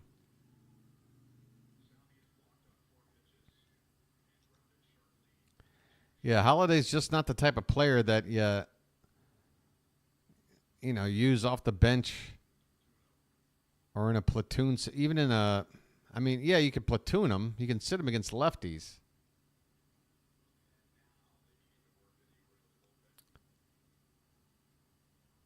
Here's a curveball outside, and now 3-0 on Salvador Perez. One out here in the bottom of the sixth. Base is empty. This will be the 76th pitch of the day from Irvin. And it's outside. Ball four. A 4-pitch walk to Salvador Perez. Irvin wants nothing to do with him. With a 4-run lead, though, I feel like he kind of got to go after him. Maybe Irvin's trying to keep a shutout. And he doesn't want Perez to take him deep. But the last thing you want to do is put runners on base. It's asking for trouble. Here's MJ Melendez. He's 1 for 2 today. First pitch to him is hit hard on the ground. Nice stop by Holiday. Flipped to second for one, over to first. Not in time. But, folks, it has to be said, the best contribution so far to the club has just been made by Jackson Holiday. This ball was hit hard to Holiday's right. And the play he made was very smooth. He had to spin. He did a flip of the ball to second, sort of a backhanded flip. Made it look very graceful, it has to be said. I'll give that one to you, Jackson. This one's lined into left field down the corner, foul. Oof, Hunter Renfroe hit that one hard, but out in front of it. 0-1 on Renfroe, who's 0 for 2 today. 2 down, runner at first. Yeah, I was saying maybe once yesterday and another time earlier in the week that Holiday's defense is showing signs of improvement, that he's getting more comfortable out there. That's good. But still, we can't afford to have an absolute black hole in the lineup like he is right now. This one is outside, 2-1.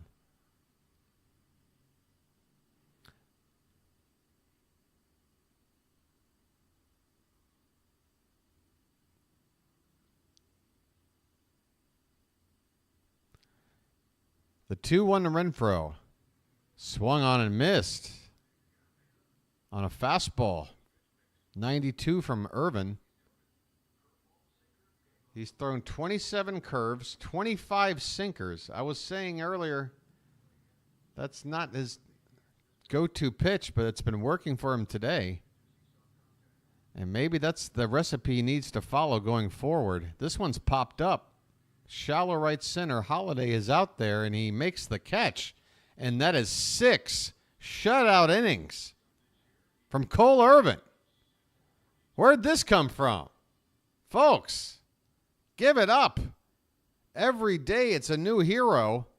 And as much as I want to give it to the likes of Jordan Westburg, a triple, a homer, an RBI walk, to name a few things, give it up for Cole Irvin today, folks. That might be the end of the day for him. And if it is, 6 shutout innings on 4 hits. Just what the doctor ordered. We got Grayson Rodriguez ready to go tomorrow. Your boy, the BirdWatcher, is going to take a quick break. Not a full lucky break, just a mini lucky break as we get set for the late innings. Thank you for tuning in to the Orioles BirdWatcher channel. You deserve a lucky.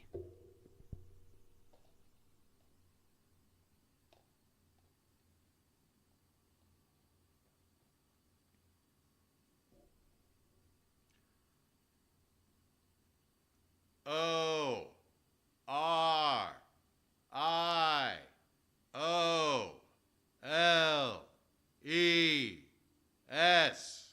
Orioles.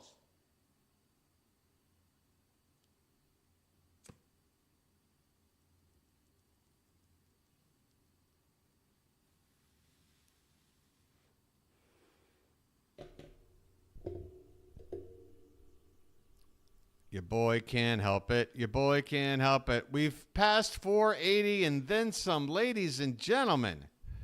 The road to 500. Can you feel the countdown? Will it happen today? Will it happen tomorrow? I don't know, but it will happen. Dare I say on this road trip, dare I say with a week to go in the first month of this channel. Fantastic, folks. Fantastic stuff. Thank you so much for being part of the newest Birdland community out there. Here's Adley Rutschman to lead off the top of the 7th. First pitch swinging, hits it into the hole, and what a stop by the third baseman. Gets up and throws him out. Michael Garcia with an athletic play at the hot corner on a hard hit ball by Rutschman. Hit on 2 bounces. He stops it, spins, and gets up and throws it across in time. Zerpa's still out there on the mound. Here's Ryan O'Hearn, who's 0 for 3 today. So O'Hearn gets a chance to face a left-handed pitcher in a rare occasion. He's normally pinch hit for in situations like this. This one is hit hard on the ground to second, but Frazier is there. That ball hit on 1 bounce. 2 quick outs as Frazier retires Ryan O'Hearn. O'Hearn 0 for 4 today. 2 quick outs here in the top of the 7th. Here's Anthony Santander, 1 for 3. He hit that triple his last time up.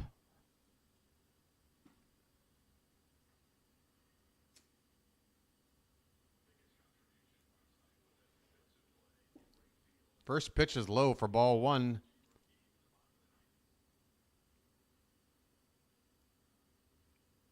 And the next one is taken, a called strike. A slider on the back door. 1-1 on Santander. 2 down, nobody on here in the top of the 7th. Orioles ahead 4-0. Swing and a miss. 1-2.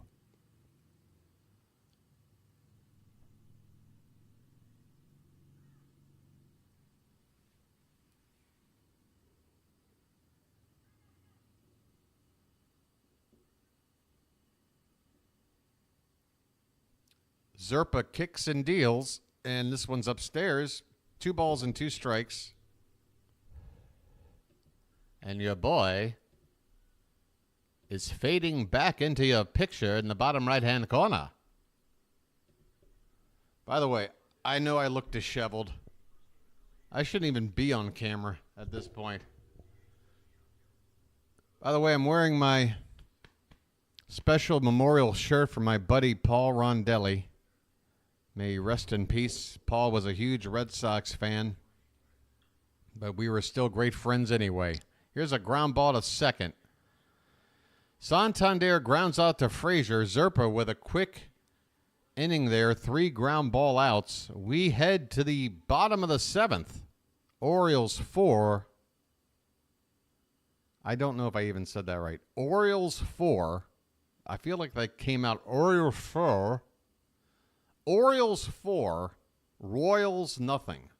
I tell you, try saying Orioles and Royals like close together a lot over the course of 2 to 3 hours. Eventually, you're going to screw up. I'm just saying. All right. Where's my hat? Do I want to wear my hat for these final innings? Where is it?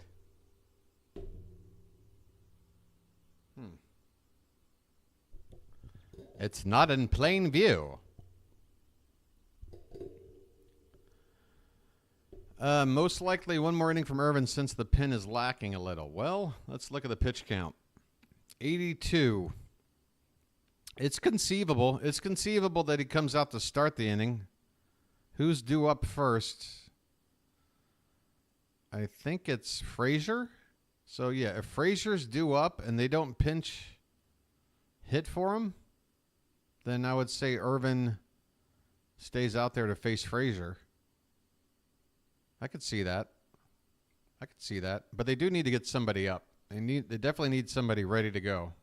The last thing we want to do is let an outing like this get spoiled because we left him out there for 1 inning too much. We got 6 innings in the books. I know our bullpen's taxed. I know it is. But, yeah.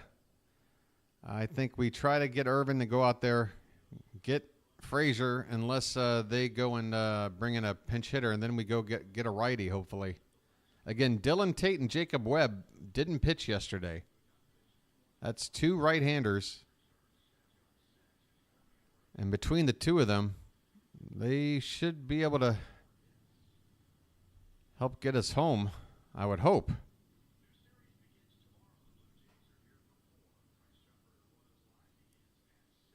Wow. Kansas City is going to be hosting a 4-game series against the Blue Jays starting tomorrow.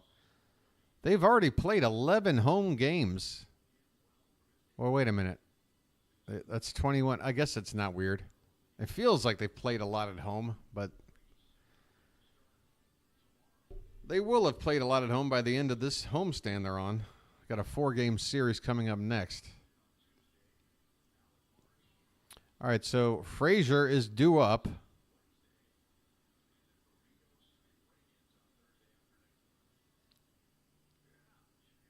Well, one base runner to me is trouble, but we'll see.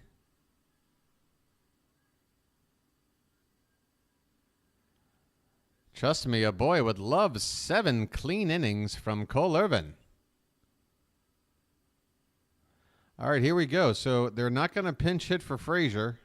And Irvin is still out there, and we got a first pitch strike right on the inside corner. All right. Irvin dotting the zone there.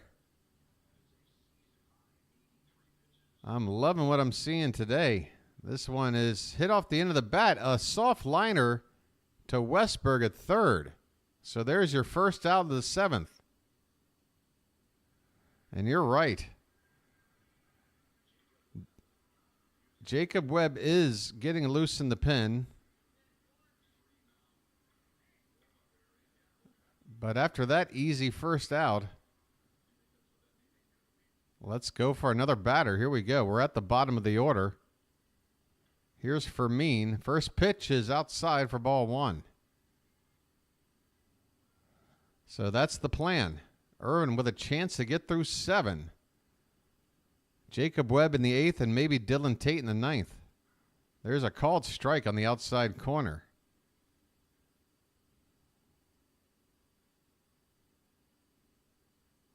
The 1-1 is low.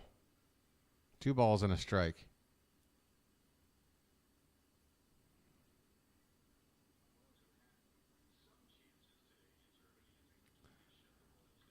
Oh, wow. Bill screaming no hat. Sometimes I just want to wear my hat for fashion purposes, Bill. And if I'm only doing it for fashion and not for superstition, then I'm not jinxing anything. It's a completely different thing. This one's in the dirt, and the count runs full on Fermin. 1 out here in the bottom of the 7th on what has been a fantastic outing so far from Irvin. Throwing pitch number 90 right here, and it's fouled away. So we're on that border now where every pitch is the difference between can he get through this inning completely or do we have to get Webb out there because of pitch count, regardless of how effective Cole is. This one is fouled back. So a long at bat here by Fermin. And the fact that he's able to just foul pitches away leads me to believe that Irvin's effectiveness is starting to... There's another foul ball. Yeah, this is wrapping up pretty soon here for Irvin. It's been a fantastic start. 1 out here in the 7th, a 3-2 count on Fermin.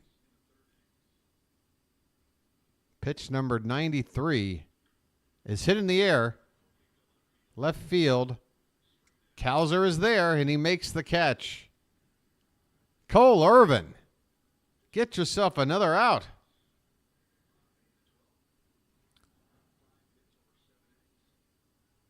Apparently, the last time Irvin went 7 complete innings was in his major league debut. But here comes Brandon Hyde, and that's it. That's it. Brandon Hyde has said, thank you very much. You've got me more than I ever could have hoped. We're going to try to get you the win. We need, 7 more outs to do it. So we're going to the bullpen with 2 down here in the 7th. It looks like it's going to be Jacob Webb Give it up for Cole Irvin, everybody. You can shut the door on him where there's nobody on base. 6 2/3. 4 hits, 2 walks. Nary a run. Nary. Right decision. So I was off by 1 batter. I felt like one guy and then probably lifted for the second guy. Okay, so we got lifted for the third guy. I'm sorry. I was 1 batter off. I'm telling you just got to figure out that right time to do it.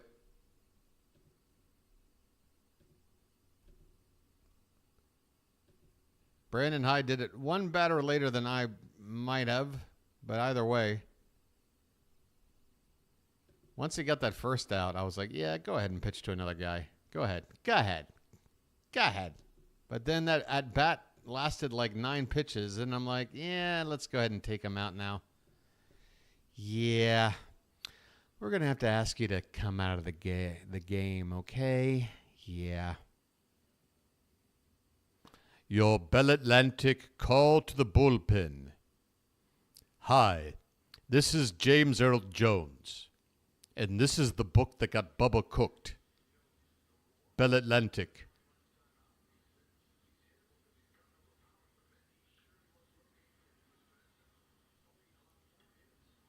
Remember the yellow pages? All right. Jacob Webb is out for his 10th appearance of the season. He's been pretty darn good. 2.08 ERA in 8 2/3 innings. Opponents hitting .226. He's out here with 2 out and facing a pinch hitter in Kyle Isbell coming on to replace Garrett Hampson. The pitch is up and in for ball 1. Bases are empty. The Orioles with a 4-0 lead here in the bottom of the 7th, looking to take the series here at Kauffman Stadium, where the Royals had a 10-2 record, I believe, going into this series. At home, I should say. I don't know. They had a very good home record. 8-2, 9-2, 10-2, something like that. The 2-0 is a called strike. Curtis, you better believe it. The Orioles are for real. On pace to win 108 games if they win this game today. There's a called strike. That's what you do. You win 2 out of 3, you get to 108 wins. We've got the Angels coming up, then on back home. And when we get home, we face Oakland. Here's a line drive down the right field corner, but foul. Isbell a little bit out in front of that one.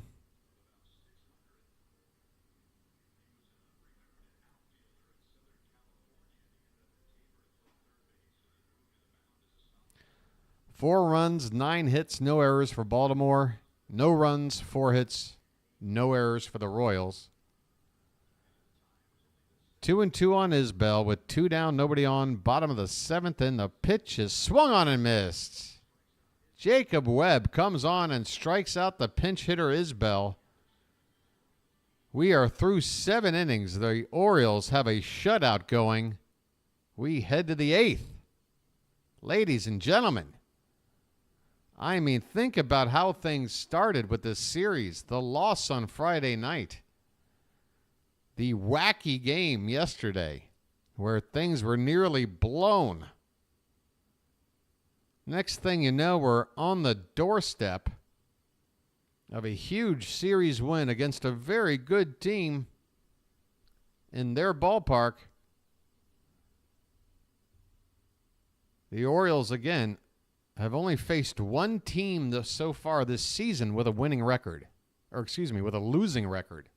Every other team they've played besides the Twins, teams with winning records. Actually, I take that back. The Angels no longer have a winning record, but they did have a winning record for, I don't know, about the first 2 weeks of the season. They had a bad week last week, so the Angels are no longer in that category. But still, let's hope they stay a losing team when we play them, right? We got Grayson Rodriguez going up against Reed Detmers tomorrow. I believe first pitch is 8:35 a.m. for me. I think it's 9:35 p.m. I'll check on that before we get out of here. One more sub closer to the grand prize, at least the first grand prize. Thank you so much, sub number 484. Hey, number 484, you got a great number. Like if we're playing Squid Game, that is a good number. You know, the divisibility there, you got the 4 and then the 8 followed by the 4. You got the 4 on either side. I like that number. I'm jealous. Although 485 ain't a bad number either. Okay, Will Smith, the southpaw, is out here for his second appearance of this series. His 9th appearance of the season. And he's out there to face Ryan Mountcastle, who loves to face lefties. So I'm sure Mountcastle happy to face Will Smith. First pitch is a curveball, top of the zone for a called strike. Next one is lifted foul.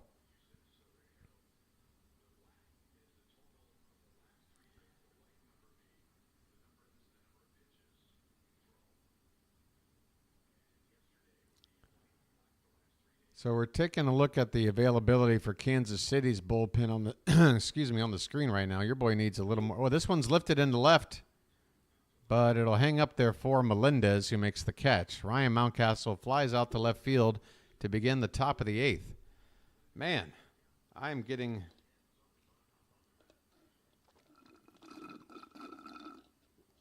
that's it. No more coffee. Hey, I did pretty well. I was able to make that coffee last till the 8th inning.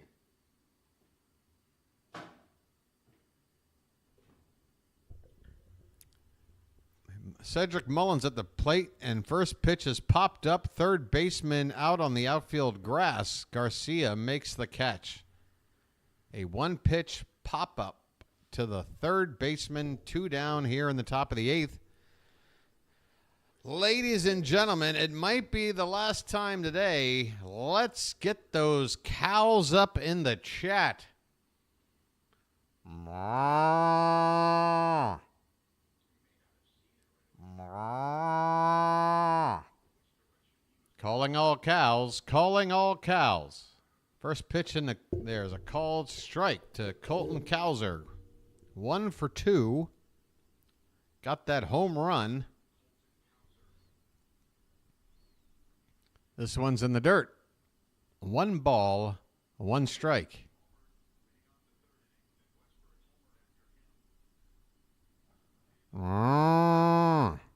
Sorry about that scoreboard snafu up here. This one's hit in the air to left.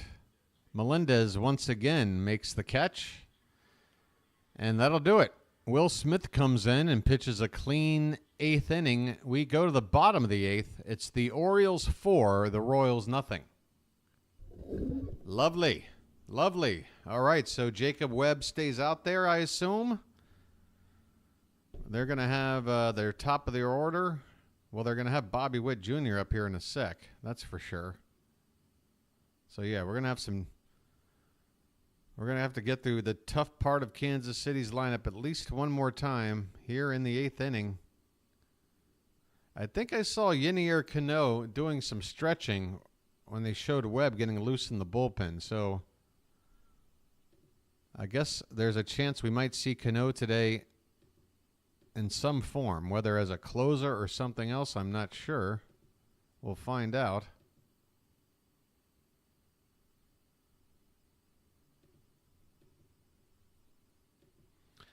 How we doing there in the chat, folks? Charm City chat, the best chat going.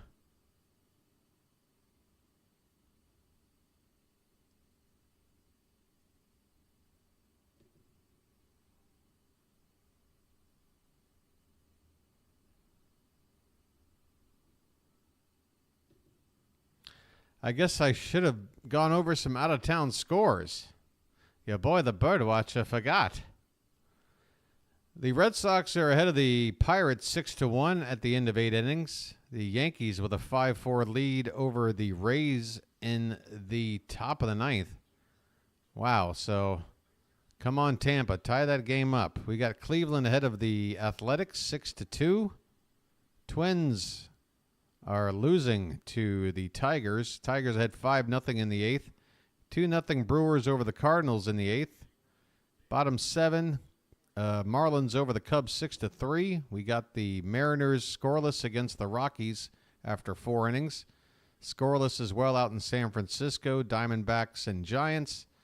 No score, top of the first, end of first actually, Mets and Dodgers. And other games just getting started, San Diego and Toronto.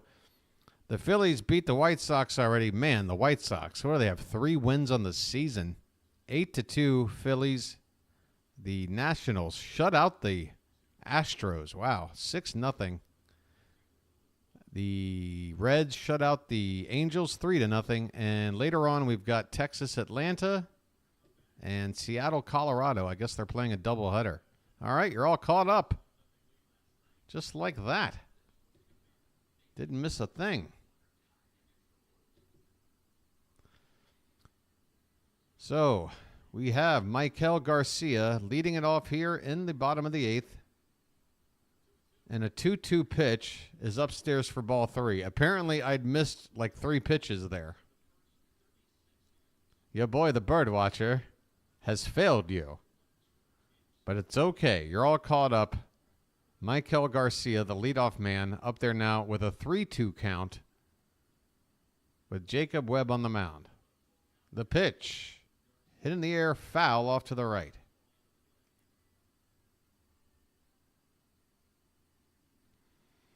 I know, Card. Hey, Janet, Card, wouldn't you say moderating this channel is easy as Baltimore pie? It's easy as pie. Everybody's charming in the Charm City chat.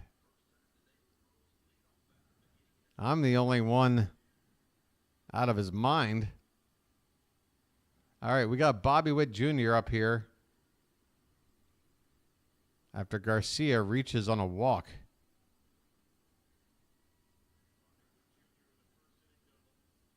So let's not let any more base runners on. This pitch is up and into Witt.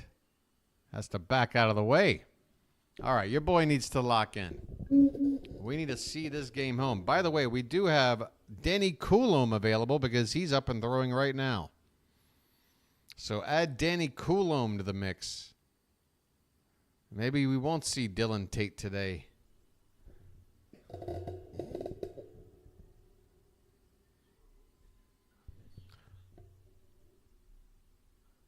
Runner at first, nobody out here in the bottom of the 8th, and this pitch is fouled back. 1-1 the count on Bobby Witt Jr. Defense. The defense has been mostly fantastic, especially the outfield lately. I mean, catches by Cowser, catches by Mullins, Santander yesterday. This one's outside. 2-1 on Bobby Witt Jr. Jordan Westberg has been very solid at third. Mountcastle continues to be solid at first. Rutschman, good as ever behind the plate. This one is outside, 3-1. I would probably give a grade of about a C+ to Gunnar Henderson right now. His throws tend to be a little bit wild, tend to be a little more wild than I would like. There's a called strike. Nice location there by Webb. He did not give in on that 3-1 count. He finds the outside corner for a called strike 2. Bobby Witt Jr. Runner at first. Here's the payoff pitch. Lifted in the air. High, deep center field. Mullins catches the ball in front of the track. And he throws it back in. Bobby Witt Jr. is kept in the ballpark. And the Orioles have done a fantastic job shutting down the Royals' best hitter in the lineup in this series. And that's going to do it for Jacob Webb. With the lefty Vinny Pasquantino due up, Brandon Hyde comes out and calls for Danny Coulombe. We're going to the bullpen, folks.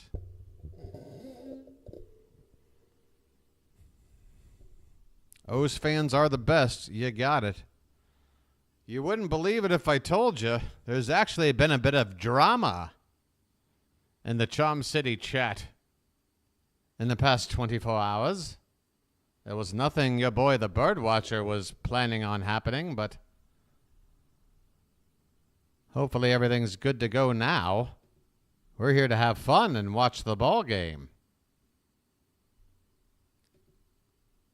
No drama. Let's keep the drama on the field, shall we? That would be best. I prefer the drama between the foul lines. Okay. Who do we got coming up? Oh, we got Danny Coulombe coming up. What am I talking about? Let's see if there's been any highlights posted by the Orioles that maybe I can show you while we're waiting for this game to come back. Well, here is that Mountcastle hit down the left field line. That made it 3-0. There's that Mountie double. Your Bell Atlantic call to the bullpen. How many times can I do the Bell Atlantic voice? I don't know how many more times I can do it tonight. What happened? Matt, be more specific. What happened when? What happened? Have you been in one of those bomb shelters or something? 30 years underground? I got to fill you in on everything. What happened? Well, I'll tell you this. Danny Coulombe is on. Vinny Pasquantino at the plate. A runner at first. The Orioles ahead 4-0. There's one out here in the bottom of the eighth. The pitch. Breaking ball. Hangs upstairs for ball one. Oh, drama. Yeah, precisely. Yeah, there's none. Here's the deal with drama. I don't want any. Now or ever. That's the drama. The lack of drama. There's plenty of YouTube channels and streams to go to for that sort of thing. The only drama your boy is concerned about is here in the ball game. And this pitch is off the plate. 3-0 the count on Vinny Pasquantino.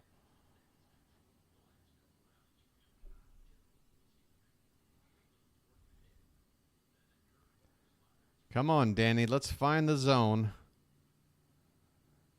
Next pitch is taken all the way for a called strike. 3-1 on Vinny.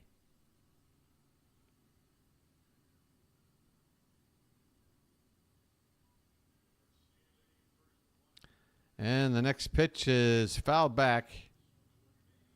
And the count runs full. So Danny Coulombe fell behind 3-0 on the batter. Has worked his way back to a 3-2 count. Coulombe struggled his last time out.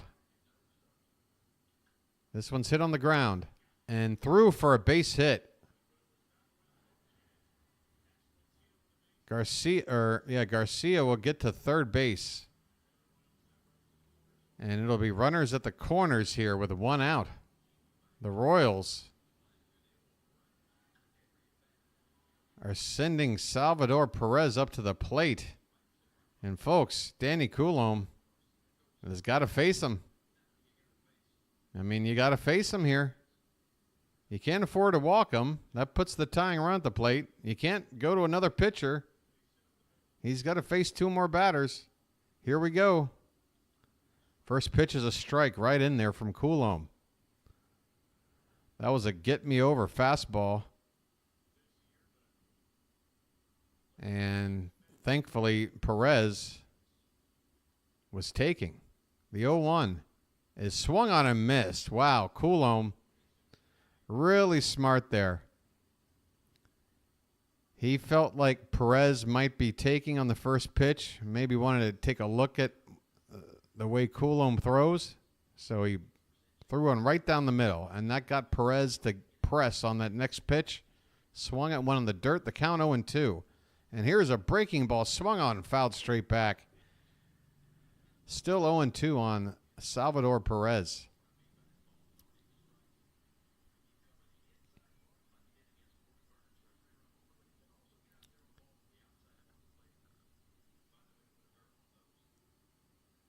The 0-2 is hit foul off to the left. Perez jumping on that breaking ball, but was way out in front of it.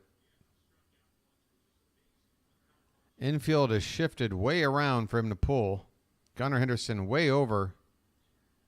Deep in the hole toward third base. Jackson Halliday just to the right of the second base bag.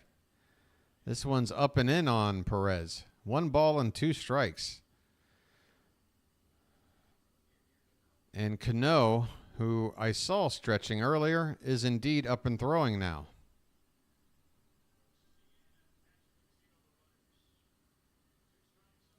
The 1-2. Called strike 3. Coulomb dots the top of the zone on the inside corner.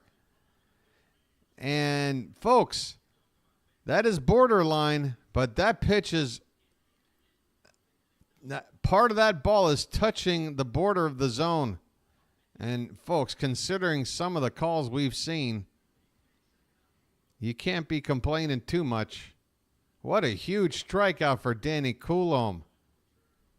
He strikes out the red-hot Salvador Perez despite the lefty-righty matchup. And now there's 2 down. The Orioles still with a chance to keep this game scoreless on the Royals. Swing and a miss as Nelson Velasquez is up here to pinch hit for MJ Melendez, another right-handed bat, replacing the left-handed Melendez. Next pitch is a breaking ball, low, 1-1. 2 out, bottom of the 8th. Runners at first and third for Kansas City. The Orioles ahead 4-0. The 1-1 fouled away. Danny Coulomb 1 strike away from getting this game to the 9th.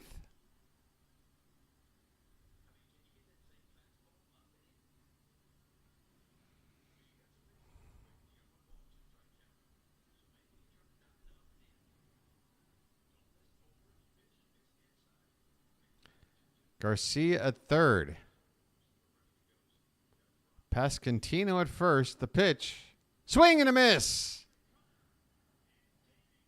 Danny Coulomb strikes out Nelson Velasquez. And the Orioles dance out of trouble here in the 8th. We go to the 9th. Baltimore 4, Kansas City nothing. All right, the bullpen is back. The bullpen is back. And better than ever, they're back. All right. I need to turn on my fan. It's getting warm in here.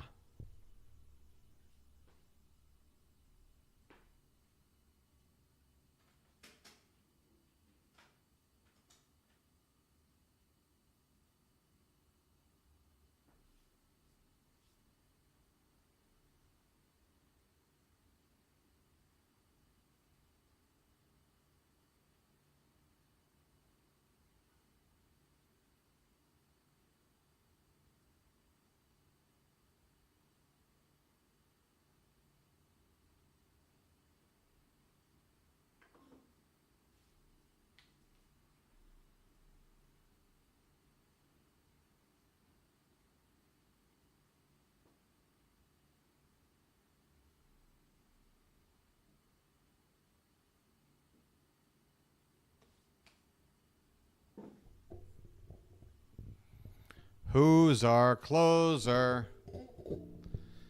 Who's our closer? Who's our closer? Well, we'll find out. First of all, it's not a save situation at the moment. So it's not necessarily a closer so much as just who's going to get the last few outs. The Orioles looking to add on to this 4-0 lead. Anthony Veneziano making his second appearance of the season and in this series. He pitched 1 inning, struck out a batter, but gave up a couple of hits. And he's facing, who's up here? Jordan Westburg at the plate. Westburg today, what a day. A homer run in the 3rd, a triple in the 5th, a walk in the 6th. Jordan Westburg killing it this week. I mean, I don't know who's doing what in baseball this week, but Jordan Westburg at least in the conversation for Player of the Week, I would hope. It hasn't been as big as Colton Cowser's week, but it's been pretty darn big. 1-2 on Westburg. The pitch is swung on a miss. He strikes out here to begin the 9th inning. That's all right, Jordan. That's all right there, buddy. You've had yourself a hell of a day, a hell of a series, a hell of a week. We need you back out there in the field in the bottom half of the 9th to close this puppy out. All right, we've got Jackson Holliday taking a pitch in the dirt that goes all the way back to the backstop for ball 1. Folks, we might be watching the last at bat for Jackson Holliday for a little bit. I don't know. Cole Reagans, by the way, I believe is a lefty. Or not Cole Reagans, I'm sorry. Reed Detmers. Isn't he a lefty? There's a called strike. I'll check into that in the next half inning. I let Holliday bat here basically going, dude, get a hit here because if you don't, that's it. And this one's low.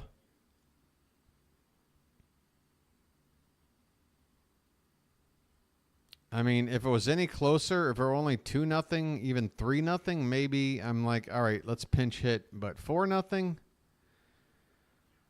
All right, it's a 3-1 count. By the way, Dylan Tate is indeed getting loose, so Tate is in the mix. Maybe Tate comes in a non-save situation, and Cano would come in a save situation. It's ball 4. Ball 4 to Jackson Holliday, his second walk in his young career, his 3rd time reaching base in his major league career. 1 single and 2 walks. I guess we celebrate now, or what do we do? What do we do? Are we celebrating? Here's Gunnar Henderson. First pitch, check swing. And what's the deal? No swing. 1-0 on Gunnar Henderson.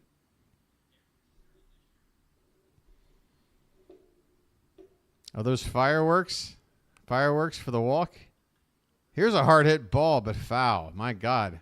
Gunnar got around on that pitch.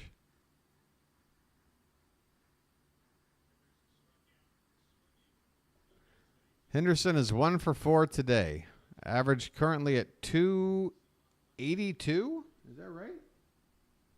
Wow, his average is a lot healthier than I thought. This one is hit on the ground to first, to second for 1, back to first. Safe. Nearly a ridiculous double play turned by Kansas City on the quick-footed Gunnar Henderson.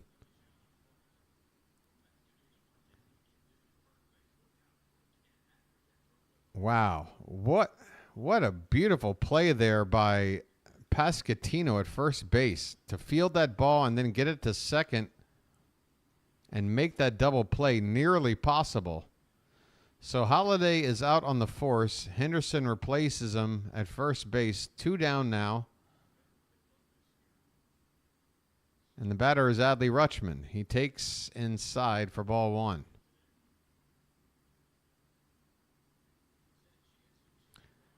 He has more walks than hits. He has more just about anything than hits. He's got 1 hit.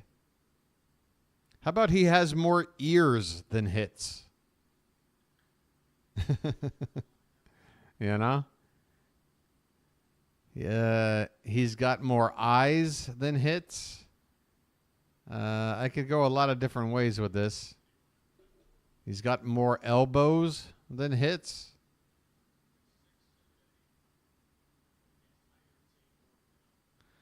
1-1 the count on Adley Rutschman. Runner at first, 2 down here in the top of the 9th. And this one's chopped foul behind the plate. 1 ball and 2 strikes. 4-0 Orioles, top of the 9th, folks. We are looking for another series victory. And I kept it a family show, David. I didn't go where you thought I would. Here's a line drive base hit into left field.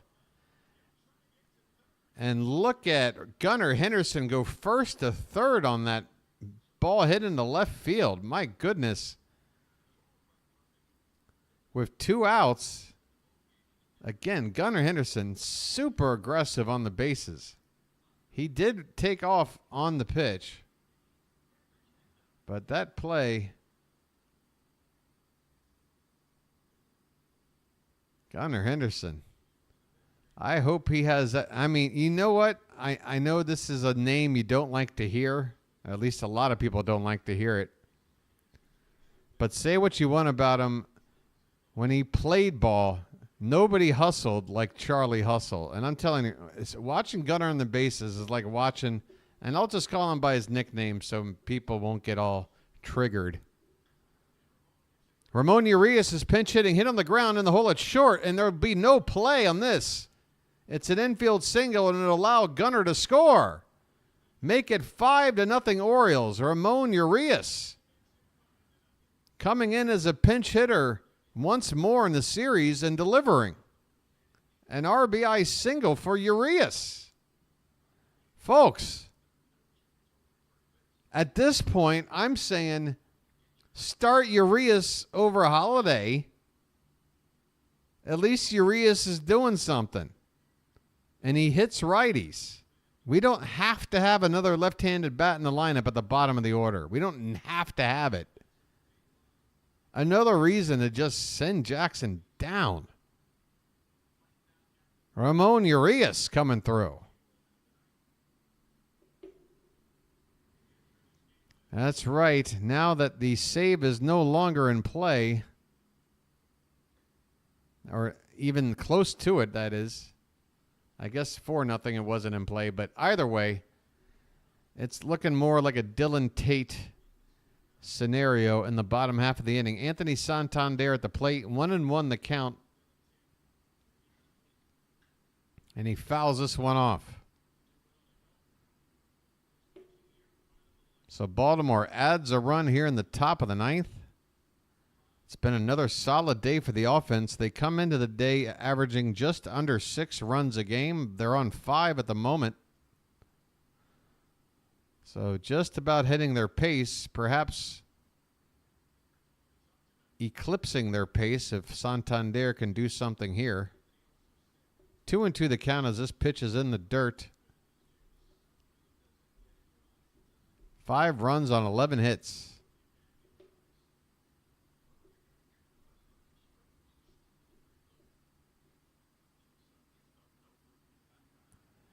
The 2-2 to Tony Taters is in the dirt.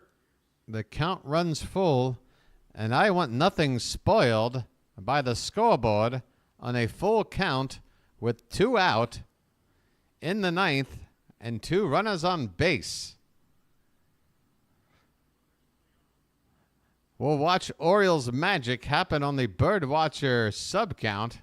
The payoff pitch is grounded to third.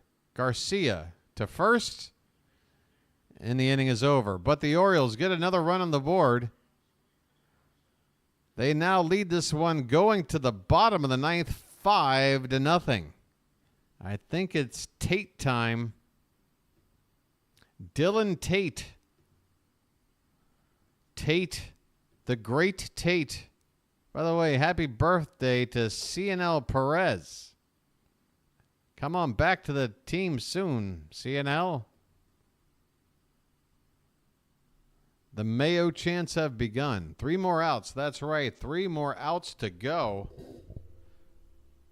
And then it's off to L.A. Look at that, folks. 15 to go. 15 to go. We're getting so close to 500. I'm so excited. I just can't hide it. I'm about to lose control, and I think I like it.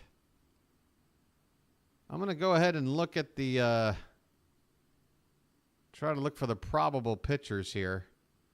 I'm going to have to expand this for a sec. Please forgive me.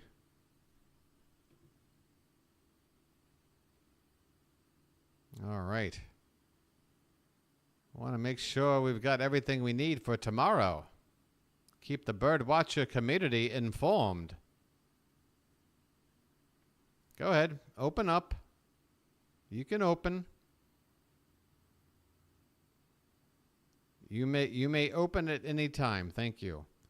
I believe the Orioles don't have a pitcher announced for Game 2 yet against the Angels. Game 2, when I checked before the game today, they did not have a pitcher announced. It would be a second start for Albert Suarez. Oh, there he is. Wait, Suarez is pitching tomorrow. Wait a minute.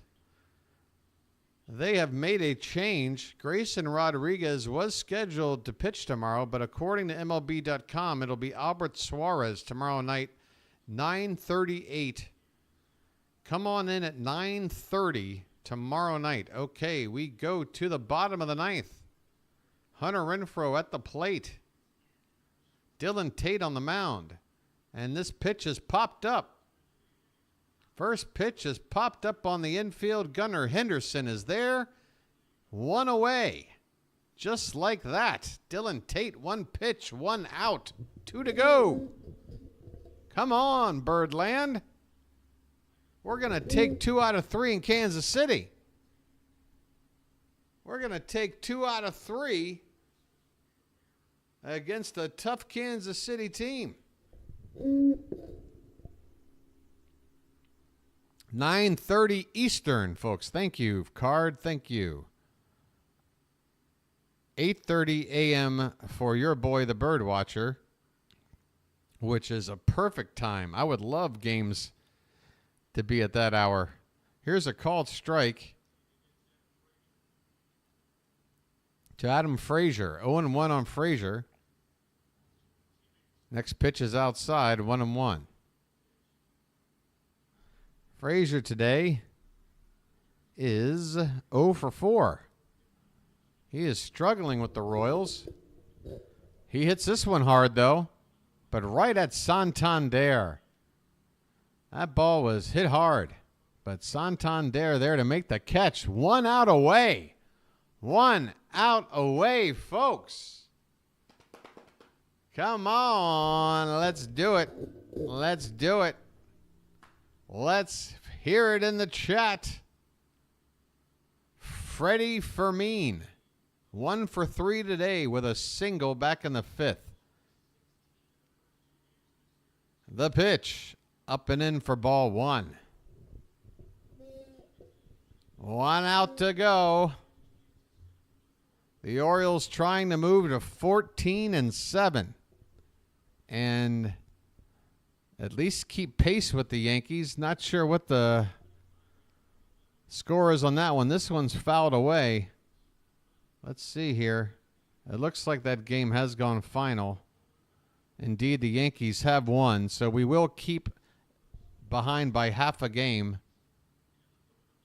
This one's outside. 2 balls and 1 strike on Fermin.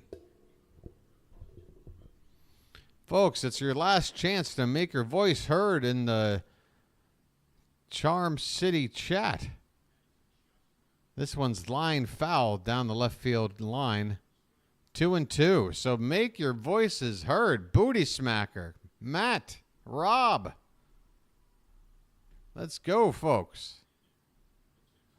Bird fan. Let's hear it. This one's low and away and the count goes full.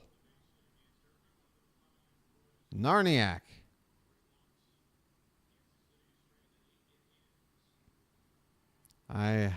I assume Otani has gone deep. This one is fouled away. Still a full count with 2 down in the bottom of the 9th. Get ready to rock and roll, folks. Another payoff pitch to Fermin is fouled back again.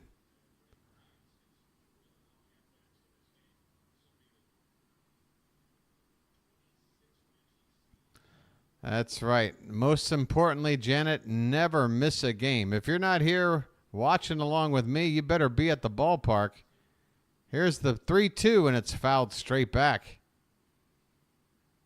We've got over 100 people here right now, folks. Tuning in, the Birdland community continues to grow on the BirdWatcher channel. Folks, if you're liking what you see, think about liking and think about subscribing. I'm calling every Orioles game this season. There's ball 4 for Mean with a 2-out walk. So we're not quite home yet. That'll bring up the number 9 hitter, Kyle Isbell, who came in to replace Garrett Hampson.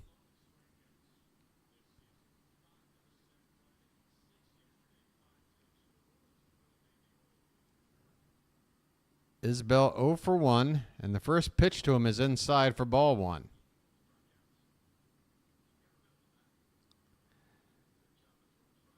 Two out. Runner at first. The pitch is fouled back. 1-1. That's right, folks. 100-something people here. Your boy, the Birdwatcher, going to call every Orioles game. He's called the first 20. This will be 21. 141 to go. This one's outside, and the count 2-1.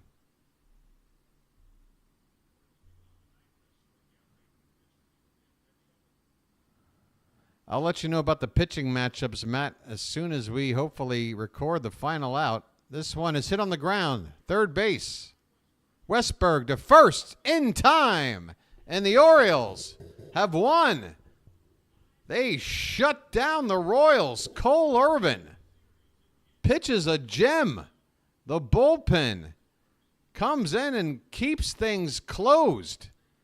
The offense alive and well. Maybe not getting it done with some situational hitting here and there, but the bats are hot up and down this lineup. Maybe not counting the number 9 hitter, but the batters are hot up and down this lineup. The Orioles take the series after dropping the first game and begin a 2-1 record on this 6-game road trip. We're now headed to Los Angeles to face the Angels. Or Anaheim, whatever you want to call it. Final score, Orioles 5, Kansas City nothing. And we're going to go over the box score, and we'll talk about the upcoming pitching matchups against the Angels here in a moment. Folks, thank you so much for tuning in as one person has unsubscribed.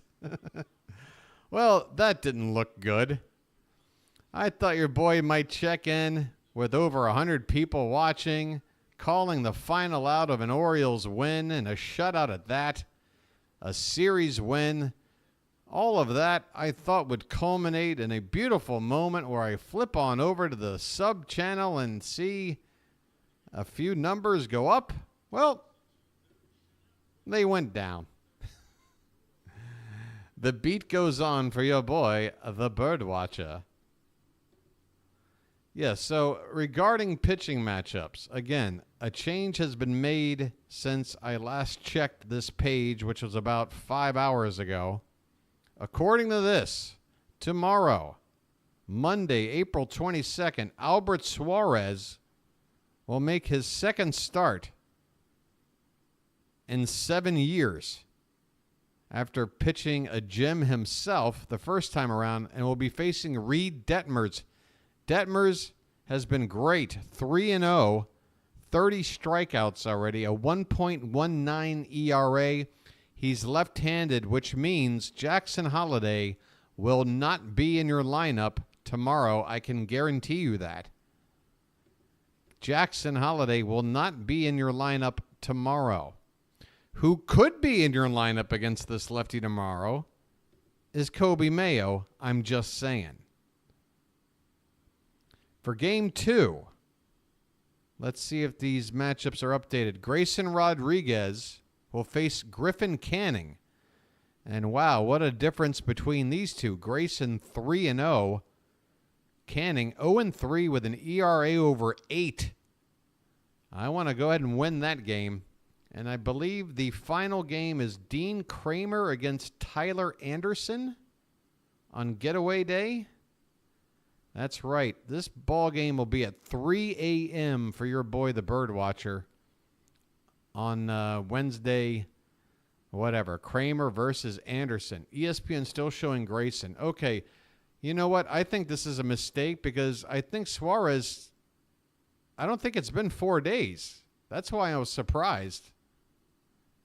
I believe this is wrong. So, yes, looking back, folks, even though I'm staring at it with my own eyes, I do believe Grayson Rodriguez starts tomorrow and Suarez will start on Tuesday. So believe what you want. Either way, I'll be here to call the game. And either way, both pitchers will be up pitching the next 2 ball games. Here's a final look at the box score. Cole Irvin gets the win. It's his first of the season. Seth Lugo with the loss. It's his first loss of the season. Gunnar with a hit today. Adley with a hit. O'Hearn had an offer. He's suddenly gone a little cold. Urias had that pinch hit, though, and he's starting to warm up a little bit. Anthony Santander had a triple, if you could believe it, only the 5th of his career. Ryan Mountcastle and Ced Mullins, Jordan Westberg, all 3 with multi-hit games. Westberg and Colton Cowser both with solo home runs back-to-back. That sort of got things started for us. And finally, our bullpen did the job, getting the final 2 1/3 innings without giving up a run. All right, folks, that's going to do it. Back again tomorrow at, was it 8:30? I've already forgotten again. Yeah. It's 9:30. All right, folks, if I've said this wrong before, listen to me now and forget everything I've said before. This ball game, first pitch is 9:38 p.m. Eastern, which for your boy is 8:38 a.m. I'll be on at 9:30 p.m. tomorrow night. Come on back. We got a good one. It should be Grayson versus Detmers. Either way, it's going to be a good pitching matchup. Hope you guys have a great rest of your Sunday. The Orioles win. Take care. This has been the BirdWatcher.